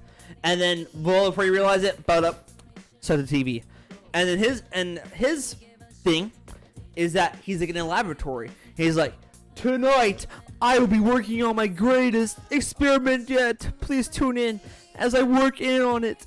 And it's really interesting because it's like he's like this ace detective prince, but he's got this really childlike It's got long sleeves. long sleeves, and it's like this really like Very- childlike show somehow. The dungeon itself is a Power Rangers Underground base, yeah. Like But, you're raiding like the evil base, kind of. Also, Naruto shows how smart he is because he knows the TV is what gets them kidnapped, and so he does it on purpose. But the things we don't know is that point yet. Or actually, no. They do. Actually, he talks about this. Actually, he's like, they all appeared on TV, huh? Interesting. But I think they realize that crap, he is himself as bait. Yeah. But so you go in, again, nothing really of note. You have to go back and forth a little bit because you need security cards. But again, nothing really of note. These dungeons are just, the dungeons in these games are not their strong points, unfortunately. But yeah, so you get to the very end, and actually, instead of being like on the verge of like broken, the shadow's like crying, and it's like, "Oh, good, you're here. I'm almost tied up." And it's like, "What? We don't gotta save you? Oh, okay." And it's like, okay, we can go now. I'm not in the shop. But then it starts saying things like, you don't actually view yourself as that. You're also confused by yourself as well. Because everyone doesn't take you seriously as a girl. And it's revealed. Naoto's a she. And then And also that she's got a complex because she thinks she's a girl. Well, she's a girl, and she thinks she's too young. Yes. the main thing And is, that most people don't in the field don't take her seriously because how young they are. She's a small kid. Yes, exactly. so she pretends to be a man so she can show that she's not to be taken lightly, I guess. Yes, and she's adequate for the job more so than adults. Yeah. But as you realize that she's actually kind of childish in the way she goes about things, actually, a little bit. She views the world like a little boy would. Yes. And And then you fight the boss. It's like Naruto, but then it's like hold on, robo parts on. Yeah, it's like a flying Naoto villain from Power Rangers. It's really easy. Hey. Oh, it's actually one of the harder bosses for me. Really? Yeah, because of my all-boy team, they are just not equipped to fight that boss. Well, I didn't have that, so I actually dealt with the boss easily. Yeah, but every other time, easiest fight. That one time, I had to fight a few times. I'm embarrassed to say. Yikes. That would be the case for you, like where it's like, oh yeah, those are the bosses, easy peasy for me. And like the one boss where we're yeah, we came through that. You're like, actually, I did not have an easy time. But yeah, you beat it. She accepts that she's being a bit childish in some ways, and that she should embrace her femininity because it's not bad. It's actually a good thing. Right. And she accepts that, and then she gets the as if anyone tuned in and somehow, because you would see on YouTube at least, both Raito's final boss was that it was her shadow, and that's what that is. It's Right. what's the name of it? What is it? I can't remember. Sakuna. Sakuna Hikuna? Which was a Japanese. It was a Japanese. It's a Japanese god this big. It's tiny. It's an inch tall, but it was super rad. But yeah, And then her second persona is actually more important. Yeah. I forgot second for somebody. Yeah. That's because she has like the longest Japanese names. I'm pretty sure it's Sukuna Hikuna. Could be, I don't remember exactly. Dang, it's been so long, I forgot all I knew about the symbolism. Basically, it's a tiny little man who like rows a boat, and she's tiny. She's a child. She feels like a Chinese child baby. Yep. Yes, and then it turns into a cross dresser. No, that's the ultimate. The ultimate. One in between. Okay. But yeah, so you do that, get out, and then obviously you realize the killer's still at large, and you still have a job to do. Yes, and Yes. Also, it's- Naoto sucks. Gameplay wise. I hope you like instant kills. she's good for dungeons, but terrible for bosses. Yeah. Yeah. But I still put her in my party every time because she's my favorite. However, you can use her as an item disposal if you want. Yeah. That's a possibility. She has Megalodon, whatever the frick, so that's good if something has like resistance to everything, but otherwise she's not very good. However, I think she has more SP than most of the party. She has more SP than anyone that's not Yukiko. Right. It's but she's smart, and you get her, she's the last party member you get, and I think that's very funny and genius. Right. Yeah. The thing is, she needs the SP because all her spells cost. A bazillion SP. Yeah, they're freaking lot, dude. They're a lot. But yeah. after this is heaven.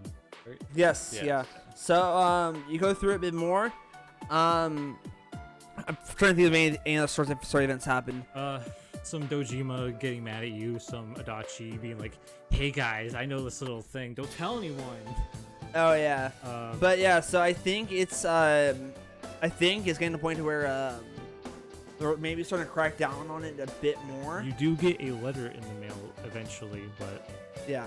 So I think they start realizing that like it was like there was like a delivery truck near them always. I think. what happens is like some culture stuff festival happens as well. Oh, we never said Teddy turned human. Oh yeah, that's right. So when Teddy was working out, he worked out so hard he grew a human self. Yes, I don't. And it's a little blonde boy. it's really pretty. He dresses up and he looks like Alice from Alice in Wonderland. And he wins this culture festival. And I want to talk about some things, but I'm going to save it for the end. Okay. For now, just stuff happens. They're trying to figure out the culprit's motives and everything. Eventually, you get a letter in the mail. Dojima sees it. He's like, "What the heck is this? You're coming with me." And so you're trapped in the police station while Naoto's like, "Dude, I figured it out. It's Namatame. It's him." Namatame is a delivery man But he's also the politician that had in a fair. an affair, but he lost like his position to his affair. So Yeah. he started working as like a delivery man. He's also connected with everyone at least somewhat. Yeah. And since he's a delivery man, he can carry TV around with him, which lets him chuck people in TVs. While you're at the office with You Dojima, check the TV and you see Nanako on there, and you realize and you're just like, crap, let me out, and everyone, like, Naoto's rushing to the police station while she's like, "Okay, Yosuke," whoever she was talking to, I don't remember. It's Namatame, blah blah blah. Gotta get to the police thing. And yeah, then, and then you hear like a dodgy background. Hey, all you kids can go in there. They just burst in, and then I forget because they think they go by the house first actually. yeah, someone's going by the house. I don't know if it was Naoto or if she was telling someone else to do it, I think Naruto did. but she's not there. So then they go. So they call up the No, Dojima. Nato's running towards the house Okay, because she realized Nanako's in danger. and then everyone else is going towards the police Yeah. station. Oh, that's right. And then but Dojima's like, what the heck's going on? And then she's at your house, or Naruto's at the house, Yeah. and calls in. And she's like, house is completely empty. Naruto's gone. He's like, what? She's like, Dojima, you knew this case was not done.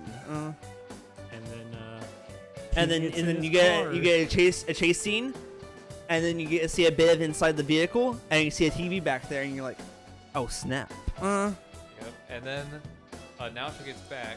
They try to figure out where Namatame could be While while Dojima's chasing him. she does but read while you're- that journal in the thing. right. Yeah. So while you're looking through town, you see a car crash has happened, and Dojima got hurt pretty bad, but he's fine now. Oh, there's something I have to say. What? While they're trying to convince Adachi it's Namatame, he's like talking about how Namatame has to be it because he has a way to get to you. He's connected with everyone in the case. He has a way of putting him into the TV. He's like, man, that could be any. You're right. Oh, that could be me, but it's not me though. Hey, wait a second. But I cry. The whole Everyone cried. the whole hospital stuff makes me cry. Yeah. So obviously you figured out that he hopped inside his TV like the last second before the crash happened, and that's how he avoided injuries. But you realize that's where it is. You go in there, and then you make your way to the dungeon, and it's basically like a heaven. Yes, and this is where I think it's important to bring up maybe even Dojima's social links, but now Nanako's especially. Yeah. So we won't go into it fully, but Dojima's wife's dead. Dojima's wife's dead, and that leaves like Nanako in like a state of wondering like where her mother went. And I think she even asked her the question like where her mother could have gone. And it's like even heaven. Yeah. And then obviously her dungeon being heaven is how she's always thinking about her mother potentially being in heaven. If you do the social links, you see how lonely Nanako really is, Yes. despite trying to show off a strong front. But Dojima's also lonely and afraid of, like, Donko looks like his wife as a kid, I think I'm actually tearing up just thinking about it. Yeah, And, it's sad. And He's like constantly trying to find the guy that he ran- avoids Nanako because it reminds him of his wife. Yeah. So he purposely puts himself into work. He doesn't have to deal with it. He's also trying to find the guy that killed his wife. Yeah. Yeah. Like the whole social link. Until he's finally realizes, oh, Nanako is more important. And there's no way to figure it out because Biz is almost like a perfect crime. And though almost. he's like been like chewing your neck off or whatever the term is, chewing you out. Like when you go to him, he's like, oh, you gotta save Nanako, dude. Great. And it makes me cry. Make everyone cry. But they're both. I wish the social links between them was mandatory because of how amazing they are. Yeah. Anyways, so you go to heaven and very beautiful and pretty, but also very like lonely. Partly because of the songs, very lonely. Yeah. But there's also like no one there. Yeah. It's a heaven without anyone there to be with. And oh baby, it's like the best dungeon in the game. I can read that. It's really sad, but really good. But yeah. But you, So you make your way up there. You go through this dungeon. I actually did not remember the time I didn't get to that part of the game when I was playing it. But yeah. So you make your way up, and then Natami is with Nanako, pretty much holding her hostage. And then while talking, you see like him get his own like eyes all of a sudden, as if it was a shadow, but it's not a shadow. yeah. He basically is trying to save everyone, so he thinks of himself as a savior. So you get this kind of You get a little Jesus. He's dressed like Jesus, and he has a peace symbol, and he goes, "Yeah, Yeah. peace, man." The entire fight, and I remember. I do not remember this fight being hard, but it was hard. it was pretty hard. I actually I remember this fight being hard myself actually. I remember. I ended up using a Soma. Yeah, I think I died at least, but possibly twice. 'Cause And- he's got so much HP, he does so much Yeah. damage, and What I had to do, because all of my dudes were physical attackers, I had to make sure I had a persona that was immune to physical. Couldn't he take control of like your prime members at some point? yeah, Yeah. like, So when when they he's really about to die, he takes control of all of them. and Oh yeah. if he has Chie and Kanji on your team, you should be scared. I had Kanji on my team. So I had a persona to make myself immune so that they wouldn't kill me. But that's a pretty hard fight. It's no Yukiko, but And I'm so glad Golden put an option to save in between the fight and what happens afterwards, because if you screw up, you have to fight that guy again. Yikes. But beat him up, and they talked about stuff. Mainly, he's just like, I saved them. But yeah, but like the presence that was like there on him though seems to almost disappear again. It's like it was like the last time with like Teddy. So that's like Yeah. also an important thing. Yeah. Is that this was like not like a normal like where he had a shadow, he denied it for some reason. and then, Not even Nanako had like a shadow that popped up. So this is definitely out of like not typical for like what the dungeons have she's done like so far. 7, so Yeah. and they put Namatame and Nanako in the hospital. Yeah. Same one. Yeah. She seems not to be doing good for some reason. They don't know why. yeah, she's basically dying, and you get the bad end. She does pretty much die. Well, there's the bad end and the worst end. Right. Yes. There's a difference. Yeah. One of them worse than the other. But And yeah. one of them she dies, the other she stays alive, but she never gets better. Oh yikes. And then the other one is when you're continuing the story. But basically, But yeah, what was Everyone- it? So we should explain. So, as you lock him in there, there's like a moment like where he is about to hop back in and you stop him, but then, so no, even before that, Nanako just does not do good at all, and she dies. yeah, and then Teddy's having some crisis stuff An happen. identity crisis. Yes. And you go find out Nabatame's in the hospital. The same hospital that everyone else is in. Yeah. But And then, Nanako just died. So everyone's like, shoot, Dojima's gonna kill him, man. yeah, and Dojima was like, no, you're afraid he does to my daughter. And the nurse is getting him back. But then you hear a noise in the room. Go in there. You realize that he's trying to get back on TV. And then I forget who. I don't know if it's Kanji or Yosuke that has like the idea. It's just like, why don't we just throw him in there? He might. Yosuke. It's Yosuke. Yeah, he's like, he might be abandoned in there. And then Naoto's like, no. No, I think Chie says no, and then Naoto's like, yeah. It's one of them's the other. I think Naoto was more for it, but she wasn't like completely into it. Yeah. And then here's the big split. So before this, the game tells you to save it because there's about to be a drastic thing that's about to affect whether you go forward or not. Well, in Persona 4 Golden, it tells you. Oh. Yeah. Wow. In Persona 4, you don't get a warning. Oh, you don't get to jeez. save or nothing. You mess up, you go back. That's fight rough. the peace guy again if you even saved it there, which should have. Great. They did get rid of save points in Golden, I think. That was They did not. No. The butterflies are still there. I feel like they got rid of them. Because you're a fool. But Okay. yeah, so I got this wrong the first time because instead of trying to figure everything out, I was like, no, that's dumb. You guys shouldn't do that. That's mean. Yeah. Me, meanwhile, I was like, this entire time, I knew Namatame was not the killer. It's Adachi. So I wanted to find out how to convince them. Yeah, like, I didn't think it was Adachi. oh, but we yeah. thought it was I got spoiled on it, but I didn't even need to be spoiled on it. I knew it was Adachi. For some reason, whenever it shows the silhouette at the end of every dungeon, walking away quietly, I'm like, hi, Adachi. Yeah, but it doesn't look too much like Adachi, but I can see it in him. Yeah. So I thought it was him. Also, the part where he's like, "Oh man, all these things line up with me." It's not me though. There was a part before that where everyone's hanging out. Adachi shows. I forget what he says, but Yeah, It's there were just- so many things in my head that 14-year-old B was like, almost 15. This was almost my birthday, it's true. Yeah.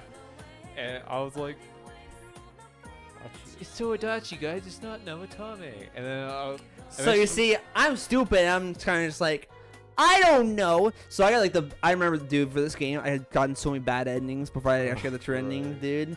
I remember going to you guys and be like, man, this ending here. You're like, oh yeah, you got the wrong ending, bro. I'm like, what?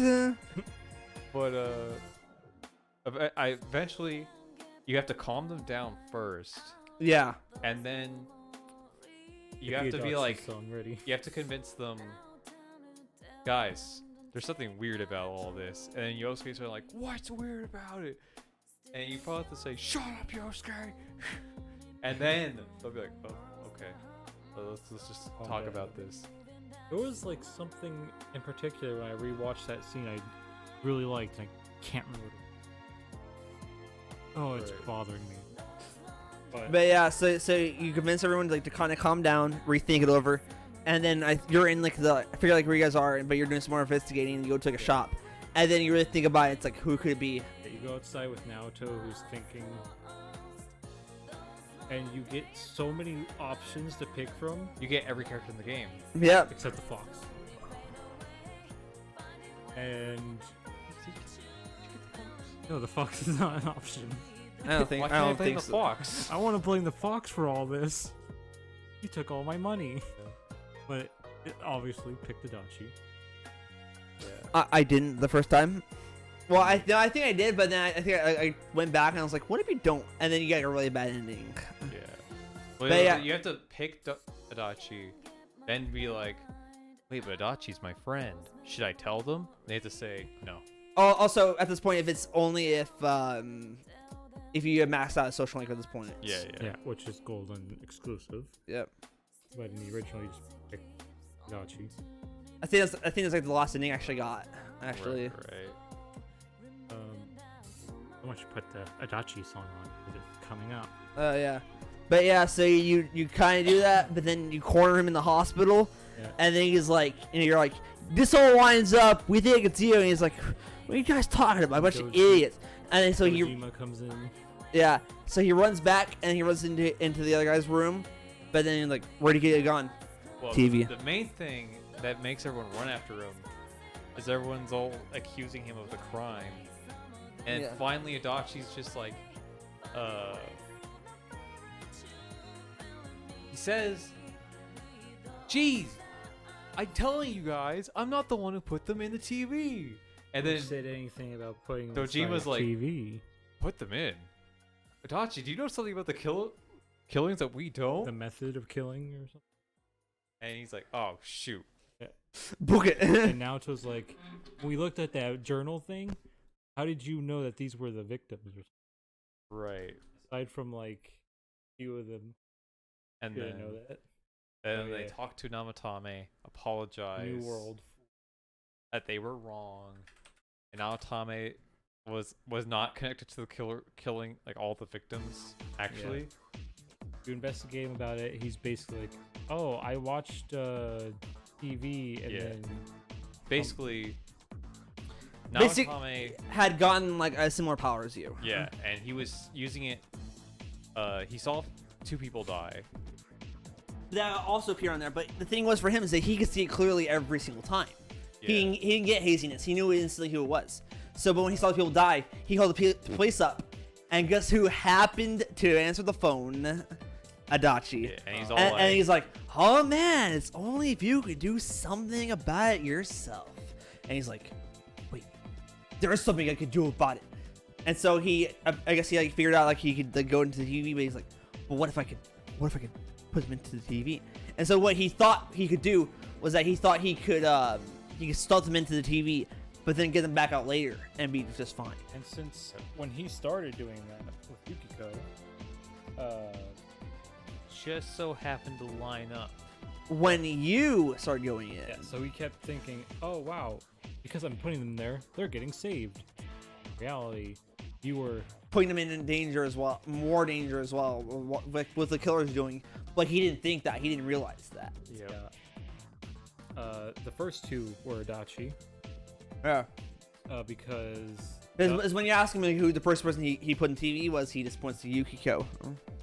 Right. Yeah. Right. And that's when you realize, oh crap, he's not the killer. and Yeah. when you confront Adachi in the TV world, you're in the world, the first room, the creepy newsroom.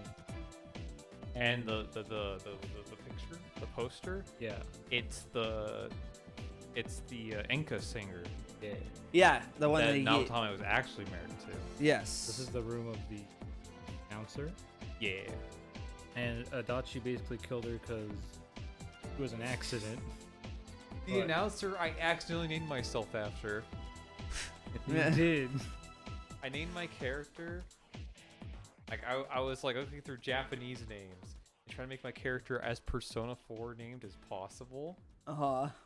You went a little too Persona 4 And then I accidentally named myself the exact name of the announcer. of the announcer. So everyone's like talking about how I died on TV. I'm like, what in the world? That's funny. But Uh, yeah, so you think but he does that, and then he comes out. He's just pretty freaking insane, dude. Mayumi Yamano. That's right. That's it. Nah. You're like Yamano, I was like Yamato because I'm a guy. right? Yeah. But yeah, so he does that, and then you ask why, and then he's like, "Why did I do it? Because I was freaking bored." Yeah, the first time was an accident because she was like, Well, because I think he was trying to get like 2 handsy or whatever. Yeah, he was trying to force himself on her because he thought she would be easy because she cheated. He like slaps him or something. Like, And he gets Ugh. mad and starts pushing her, and then he actually pushes her in the TV. And I was like, how did I do that? Whoa. and he He sticks his head in there. He's like, "I'll let you know when I think about it." Saki, Saki actually had incriminating evidence, and then he was getting pushy with her too. And then when she didn't put up, he chucked her in the TV to test it out some more. Yep. and then he didn't do anything else until Mitsuo. Started doing it.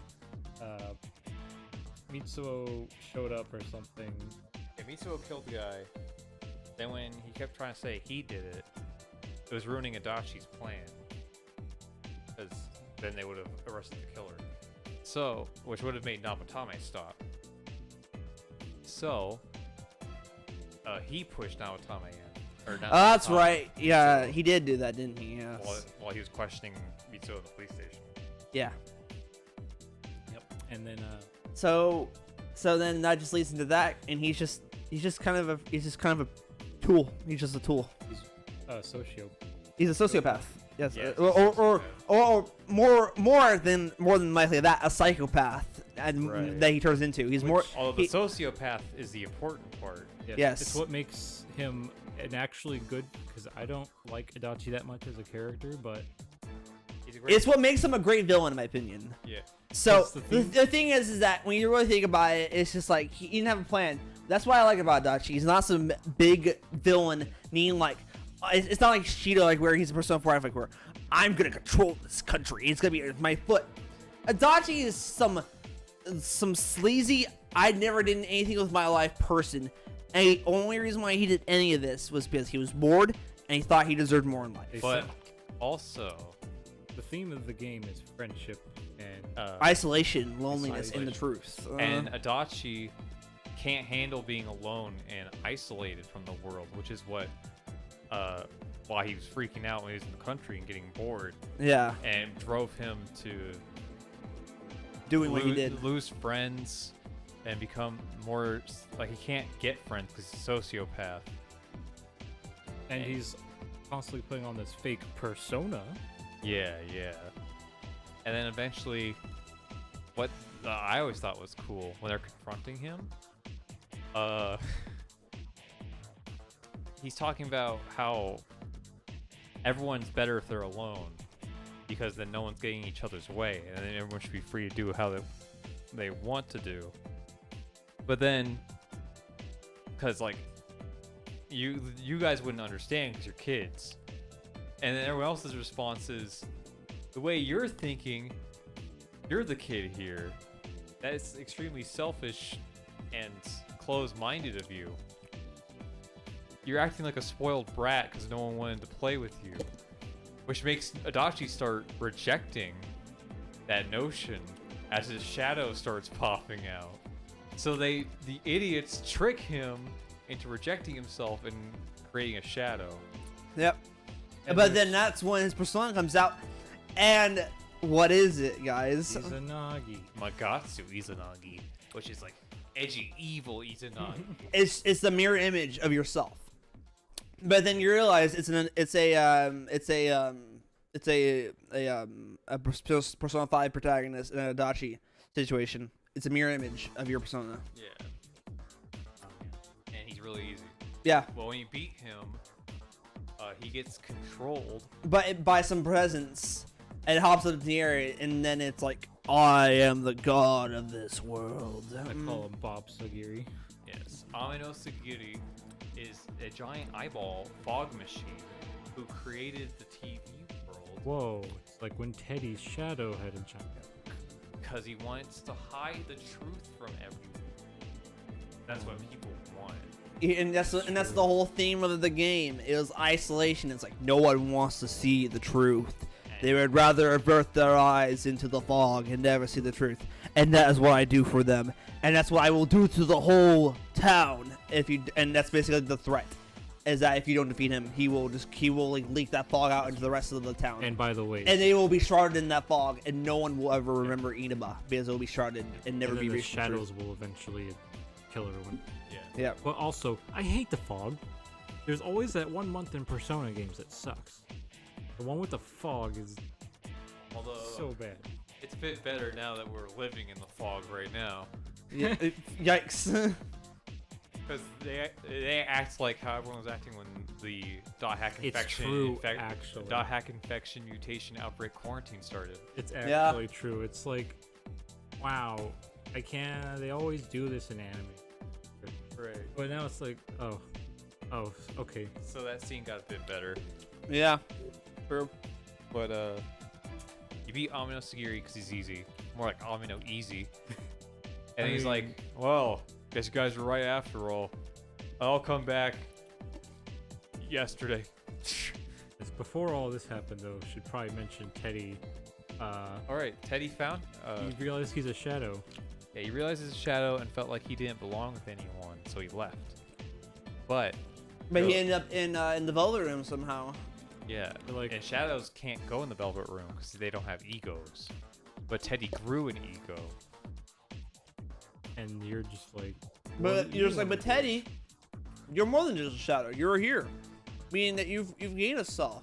And he's like, yeah, you're right. Thanks, Sensei. And he goes back. Yep, and he loses his loneliness and the fear of being disliked and not wanted. And But yeah, but once you beat him though, the TV world kind of just all the fog lifts, and it looks like this beautiful world. And Teddy's like, oh yeah, I do remember this place. Or actually no, or is it after you beat the final thing? That's Or- the true dungeon ending. Oh, that's right. Never mind. My Everyone bad. goes out, has an awkward victory celebration, and then it skips over to Christmas and it skips over to the day you have to leave.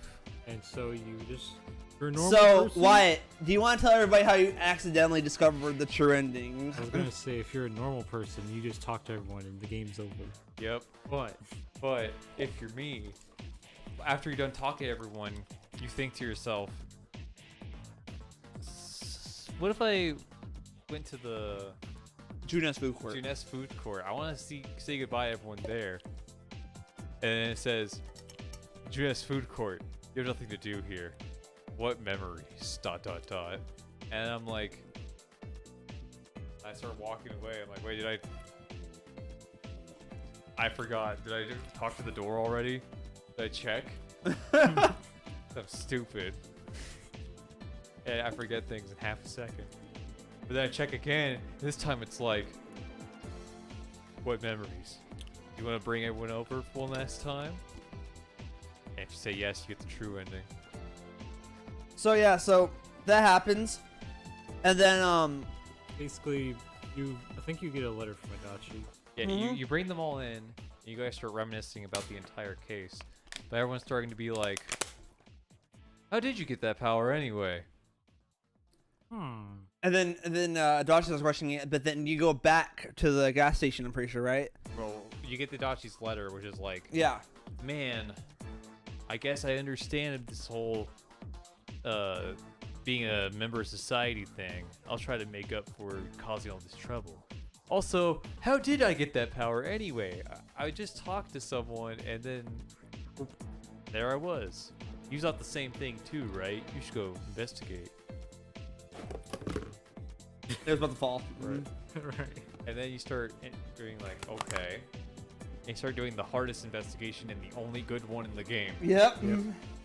And And then you get bled back to the boy at the gas station that you talked to. Because Nanako's like, didn't you get car sick the first time you got here? After you talked to that weird boy? I'm like, You're like, oh, well, yeah. then you go to the gas station and it starts raining suddenly. And then you notice the gas station attendant is in the game, but only on days when it rains. yep. Oh yeah. Only on days. And But so suddenly a rainy day and he's like, hey buddy, what's up? You think I gave you a magic power? What are you, stupid? And you have to be like, no, it was told you guy. And he's like, well, guys can't hide it anymore. And he suddenly gets a character portrait. This random NPC gas station guy. Yep. when they get a character portrait, then they're important. Yep. And it turns out to be a girl with red eyes and white hair. It's Izanami. What? And she's going to keep the world shrouded in fog. Goes back into TV. And now you have to go find that thing and pick it up. And then if you go in this dungeon, you realize you've seen the floor before. You were already here before when you Yeah. went into the fog the first night. Oh, man. It's the Himotsu no Something. The underworld thing. the path to the underworld, Oh man. which is hold on, Izanami Look up. Himotsu no Hirosaka. Yomotsu Hirosaka. Yes. It is a. The Yomotsu Hirosaka is the pathway to the underworld Oh. where Izanami was kept. And when Izanagi tried to save his wife, he got told not to look back. when bringing her out. But to check if she was safe, he looked back, and she was a corpse face, which scared him, and he ran away, which made her so angry, she locked the door forever, and said she would kill 1,000 humans a day. And Izanagi's response was, well then, I'll create 10,000 lives every day. And then, leaving Izanami in hatred, revenge, and loneliness. oof. Symbolism. But yeah. So So you go through the in my opinion, the second best dungeon. I like to say Heaven's the best. This is the second best in my opinion. Definitely. Also, Izanagi faced the truth, and it was too painful, and he ran away, Yeah. which caused her to be alone and isolated. So it's both themes together, making her the perfect final boss. It's amazing. So yeah, you go through it. It's nothing really. Again, these things are really not of note, but it's really cool. With symbolization and what we go through. So you make your way to the final boss, and it's a proper final boss in my opinion. It is Izanami. Depending on which personas you get, it can be hard in my opinion. Yeah. And if your swords are really well equipped, it's not gonna be a really hard boss fight. But you go through it. You're fighting it. I forget what moves Izanami has. Okay, first you face the fog Izanami, who can't be killed, Oh, that's right. because it's her like mummified face that hides her true face. Right. But you get an orb from Margaret earlier. Oh, If yeah. You use that orb on this form. It rips off the mummified part and shows her true self, which is a bloody, giant, massive skeleton. Yeah, it's really freaking disgusting looking, actually. Because that's what Izanagi saw when he ran away from her. Oh, wow. Yep, I would too. I would too. But this time you choose not to run away after it fucks you up. Yeah, and you face her and you fight, and then at the end, she starts using a move. Like a 1,000-year curse, I think it's called. Yeah, and it starts Sucking everybody down. But every time you have a max member party member, they'll push you out of the way and then take the blow. Yep. Yeah. Like 2 turns of watching all your friends get sucked up, then you get sucked up. And then it's like, and that is truly down to the fog, never any truth. And But while you're down there, depending on how many social links you got, maxed out. everybody, and if you have all those social links maxed out, which at one point I did, at one point, everybody comes in, he's like, no, come on. You can do this, get up. Yeah. If you're dating someone, does it affect the dialogue? No. I think so. So then they all give you some words of encouragement. You kind of wake up, kind of shake it off a little bit, and then I don't think you get it right away, but then you go back up, and then it's like, huh, okay. 1,000-year curses doesn't work on you. It's like, what? What is this? He's not supposed to be capable of this. But then you throw away your glasses. You take them off. Because You you're know ready it's- to face the truth Because- head on. You're gonna face the truth head on. You don't need any more help. You can truly see it. You take away your final tarot card, and it's Izanagi. No Kami. No Kami. There you go. And it's the ultimate one. And then it just destroys her. Yep. Okami is God, so like before he's just. And Izanagi. O is king. Oh. So it's the king god. Izanagi, king of gods. King of rods. Coaches. And you defeat it, and then everybody's safe and sound. Yep. And this is when the world turns back to what it was. Yeah. And then Tega's like, oh wait, I do remember this. This is how this world used to be. And it's just this beautiful, just this beautiful world. I also just wanted to say I finally noticed. It took me 10 years to figure this out, but Izanami wants everyone to run away from the truth Yeah. and be like complacent and only like believing whatever they're told, like the media, because when her husband faced the truth, he ran away, Yeah. and she doesn't want anyone else to feel that pain. Yeah. So it doesn't come out of a place out of like, I don't want anyone to know the truth. It's so much so that she doesn't want anyone to experience that pain. Yeah. So it's almost reminiscent of Dr. Maruki. Dr. Maruki is just trying to hide everyone from that pain. That's why he's like, I'll fix your reality, pretty much. So if anything, it's almost very similar themes, which is why Persona 5 is almost as good as Persona 4. But The game just If, kind if we're of focusing on just the ending part of Persona 5, it is just as good as Persona 4. But however, Royal. comma, royal. the whole as a whole, it is not. Yeah. But it almost is. Because Persona 5's Royals part is almost as good as almost every Persona game, in my opinion. Really good. It understands what the game series is supposed to be about. And hopefully, they heed that philosophy and will carry that over to 6. Also, 6 better have adults. Sick of seeing kids. Right. But anyway, But yeah, But the ending. but you beat it, and you're leaving. I cry every time. On the train. everyone's there. If you're dating someone, they're all like, "I love you," but like all your social links go up to say bye, and then you get on the train, and then the happy music starts playing. Tsuchikina dorama hello. Everyone's like, "We'll miss you. We love you." I cried so many times to that scene. It gets me every time. Every time. This is the rule from here. This is the cry rule. If I seen it for the first time, I'll tear up, but I won't cry. The second time or the third time I see it afterwards, it'll make me cry. Because the reason why I don't cry the first time is because I'm seeing it for the first time. Right. So it hasn't kicked in. And it doesn't kick in fully because it can't happen after that moment. But I see it for the second time, it will make me cry. Because I've had that experience with Gurren Lagann recently when I watched it with Bethany. I didn't cry after the first time. But after the second time I watched it with her, I cried like a little baby. I don't think I've ever cried at the maybe I don't remember. But yeah, I'm a little baby and I'm sensitive, so I will cry. I did cry. I do at the cry, end. just not at. I don't think it's at the end. It's so bittersweet. Yeah, and then it's just this little nice. It really does feel like you were there for a year, It does. It really does. more so than the other games. It's Yeah. true. I love it. But there is an epilogue in Golden. Yeah. You go back, and everybody's kind of got a new style about them a little bit. Yeah, I think Risie has longer hair. Chie got longer hair. Kanji's Got black hair. He did. Well, he got his hair, natural hair back. Well, he got Yeah. natural hair back. Yes. not bleached anymore. bleached his hair. Yeah, and it's not all thrown back. It's like very like it's actually like very like Yosuke just kind of puts on a pink shirt. yeah. His hair is longer, His hair is a little. or is it Uh, shorter? You're longer Everybody's or a bit shorter? everyone's a bit like just a bit older, and it's very happy actually. Naoto's wearing more feminine. Yeah.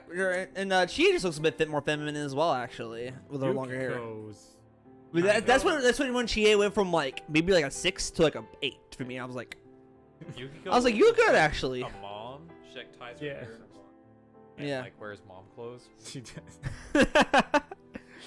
I hate to admit, she will have that look as she gets older. And Unfortunately. Nanako's got longer hair. Yeah. And I don't remember what happens in the epilogue, but it's I remember everything, but it basically you just go back.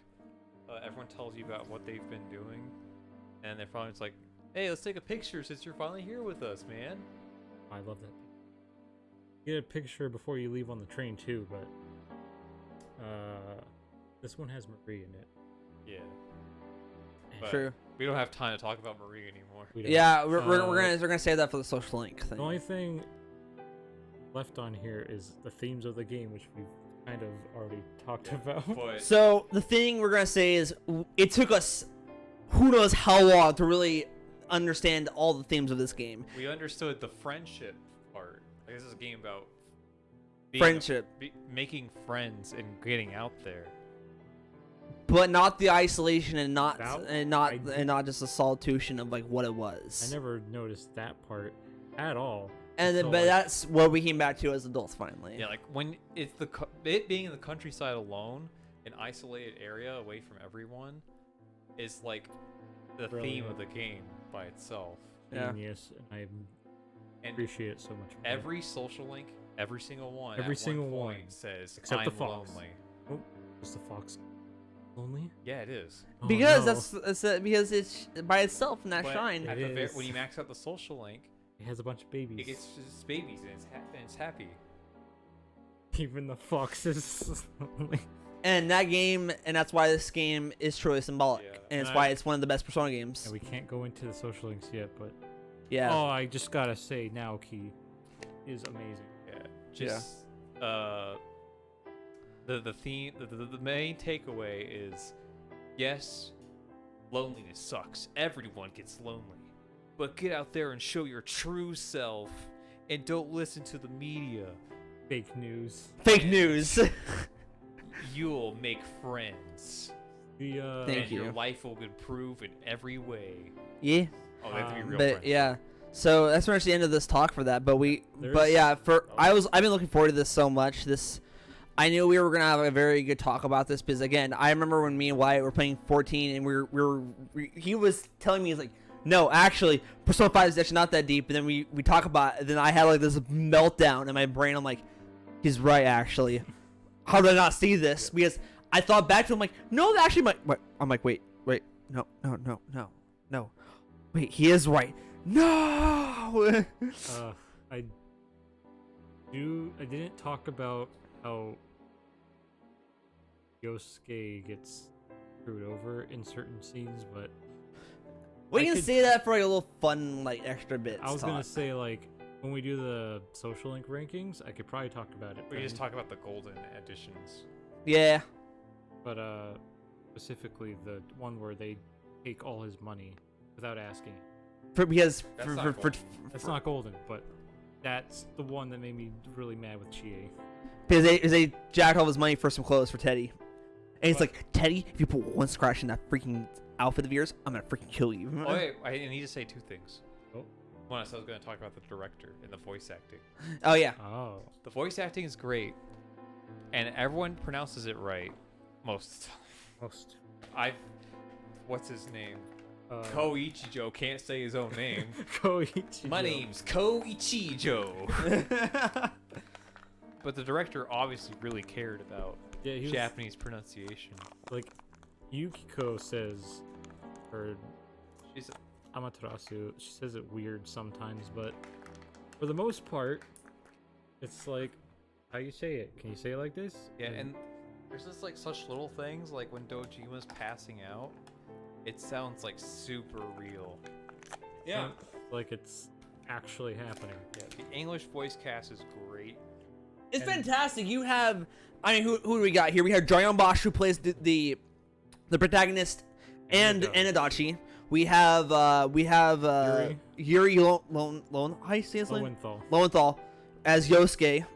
We have Troy Baker as Kanji. Rise We have Laura Bailey as Rise.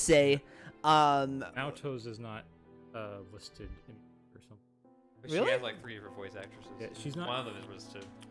Yeah, one of them's credited. It's the- not the one from 4. Really? Teddy's got 2 different voice actors. Yeah, I don't know the PS2 guy's name. Dave Wittenberg. Is it? Oh, it is. It's That's Katsuya right. for That's right. P2. Oh wow, that's right. And And then also with Sam Ryu, who's also really fantastic as well. Chie's, I don't know her PS2 voice actors. She has nothing else besides she is. I've already checked. Is legit just she, and I'm so sad for her. I'm like, man, I wonder what she's doing right now. She does have some weird line reads, but Nanako is Aegis 3. Ooh. Who? What? Really? Yeah. yeah. I guess she would be. And she's also Izanami. Wow. I forget her name, but I know. But yeah, regardless, this was a fantastic voice acting cast and And just the a fantastic cast. Period. And the director is really good at. It was just directed so well. And then you get Persona 5. I'm Sakamoto. Suck my toe. Suck my toe. The Persona 5 English voice direction and cast, and it's just nowhere near as good. Like, you got Matthew Mercer. He's good. Yeah, it's got great actors, but I feel like the director's at fault in that one. That one has to be the director's, like. They pronounced everything wrong. When they were told they were pronouncing it wrong, the guy's response was, "We're not fixing it for Royal." Man, if Oh that my if that game didn't have a great voice acting cast, that dialogue would be like the most awful thing ever. The only thing that saved it was just because they got some good voice actors for that. Like, Right. P4's English voice acting blows 5s out of the water. Yes, it's like. because the directing's good. Because if I'd say P5's it's the directing best. was directing as good as P4's, it would be really freaking good. I But think- guess what? It's not. Also, now you don't have such a legendary cast in P5 as you do in P4. Well, you've got Matthew Mercer. I'm just saying, dude. You got some of the big ones in there. Yeah, you and, got, again, you got Jorion Bosch, Jurgen What's Gohan's Lowenthal, name? Troy Baker. Kyle Hebert's in there. Yeah. People who watch Dragon Ball Z know him. Yep. Like, it's got. But some yeah, guys I in it. really want to talk about Catherine eventually on here Because if we're talking about a golden voice acting cast, dude, oh, Yeah, that Catherine. game has got one of the best voice acting casts I've ever heard in my life, dude. If we think Persona 4 is good, I think Catherine takes the cake on all of it, in my opinion. Catherine's really good. Just voice cast. It's freaking fantastic, dude. Catherine's one of those games where if I hear the Japanese voice cast, it'll feel weird. Yeah. Especially since they aren't Japanese in Catherine. Yeah, no, that's why it just works so well. Yeah. And the Aji, directing is so good, and just you got all the legendary freaking voice actors in there. What was the guy who played in Julia, Gaia, or what was his name? Like the big red dude, Gaius. His voice actor. Travis Willingham. Yeah. Yes, he's in there. He's fantastic. And he's Johnny, my favorite character in Catherine. You have Very Lowenthal again. You have Chie's golden voice. And you have I think Tori Baker's is your main character, right? Yes, Vincent. Yeah. Yes. And Laura Bailey is Catherine. And Laura Bailey's Catherine. And then the other Catherine Who's is Catherine? voice acted by Yukari's voice actor and Kawakami's voice actor. I know her as Rita from Despair. No. But yeah. But again, just you have all these characters in here. I'm just like, this could have not been any better. But yeah, we'll save that talk for another time. But yeah, we want to thank you guys already. I don't even know what mark we're at actually. I also forgot what the second thing was, but it doesn't matter anymore. I forgot. Yeah, we're at 3 hours 30 minutes. It's still like half the time as last time. Surprise. An hour and 30 minutes cut short. I'm proud of us. But yeah, we want to thank you guys so much. We will be back at the road to SMT 5 very soon with P3. I had to write that up actually because I said I would because P3 is like my baby. You're doing 2, and I guess I'll do 1 again. I can't. I don't have time to play it, but I'm gonna have to look through like the cutscenes and be We're like, all doing one. Okay. I can go with that. that's fine. I'm perfectly fine doing that. But yeah, Oh, so I'm actually gonna play that 1 again. I've also Uh, beaten one like 6 times. Yeah, it's really short, so I think I'll play both routes again. So I'll know the most of what to say. but yeah. So with that, we love you guys. We hope you have a good night or day, wherever it is for you guys. I don't know. It could be freaking. It could be like freaking 8 a.m. and when you guys are hearing this. For us, it's 8:47. Rhino 2 soon. Yes, Rhino 2 very soon. And we're gonna watch Bloodlust and play Resident Evil. Yes. Resident Evil. It's October, spooky week. Yeah. But with that, good night, guys. We love you. Bye.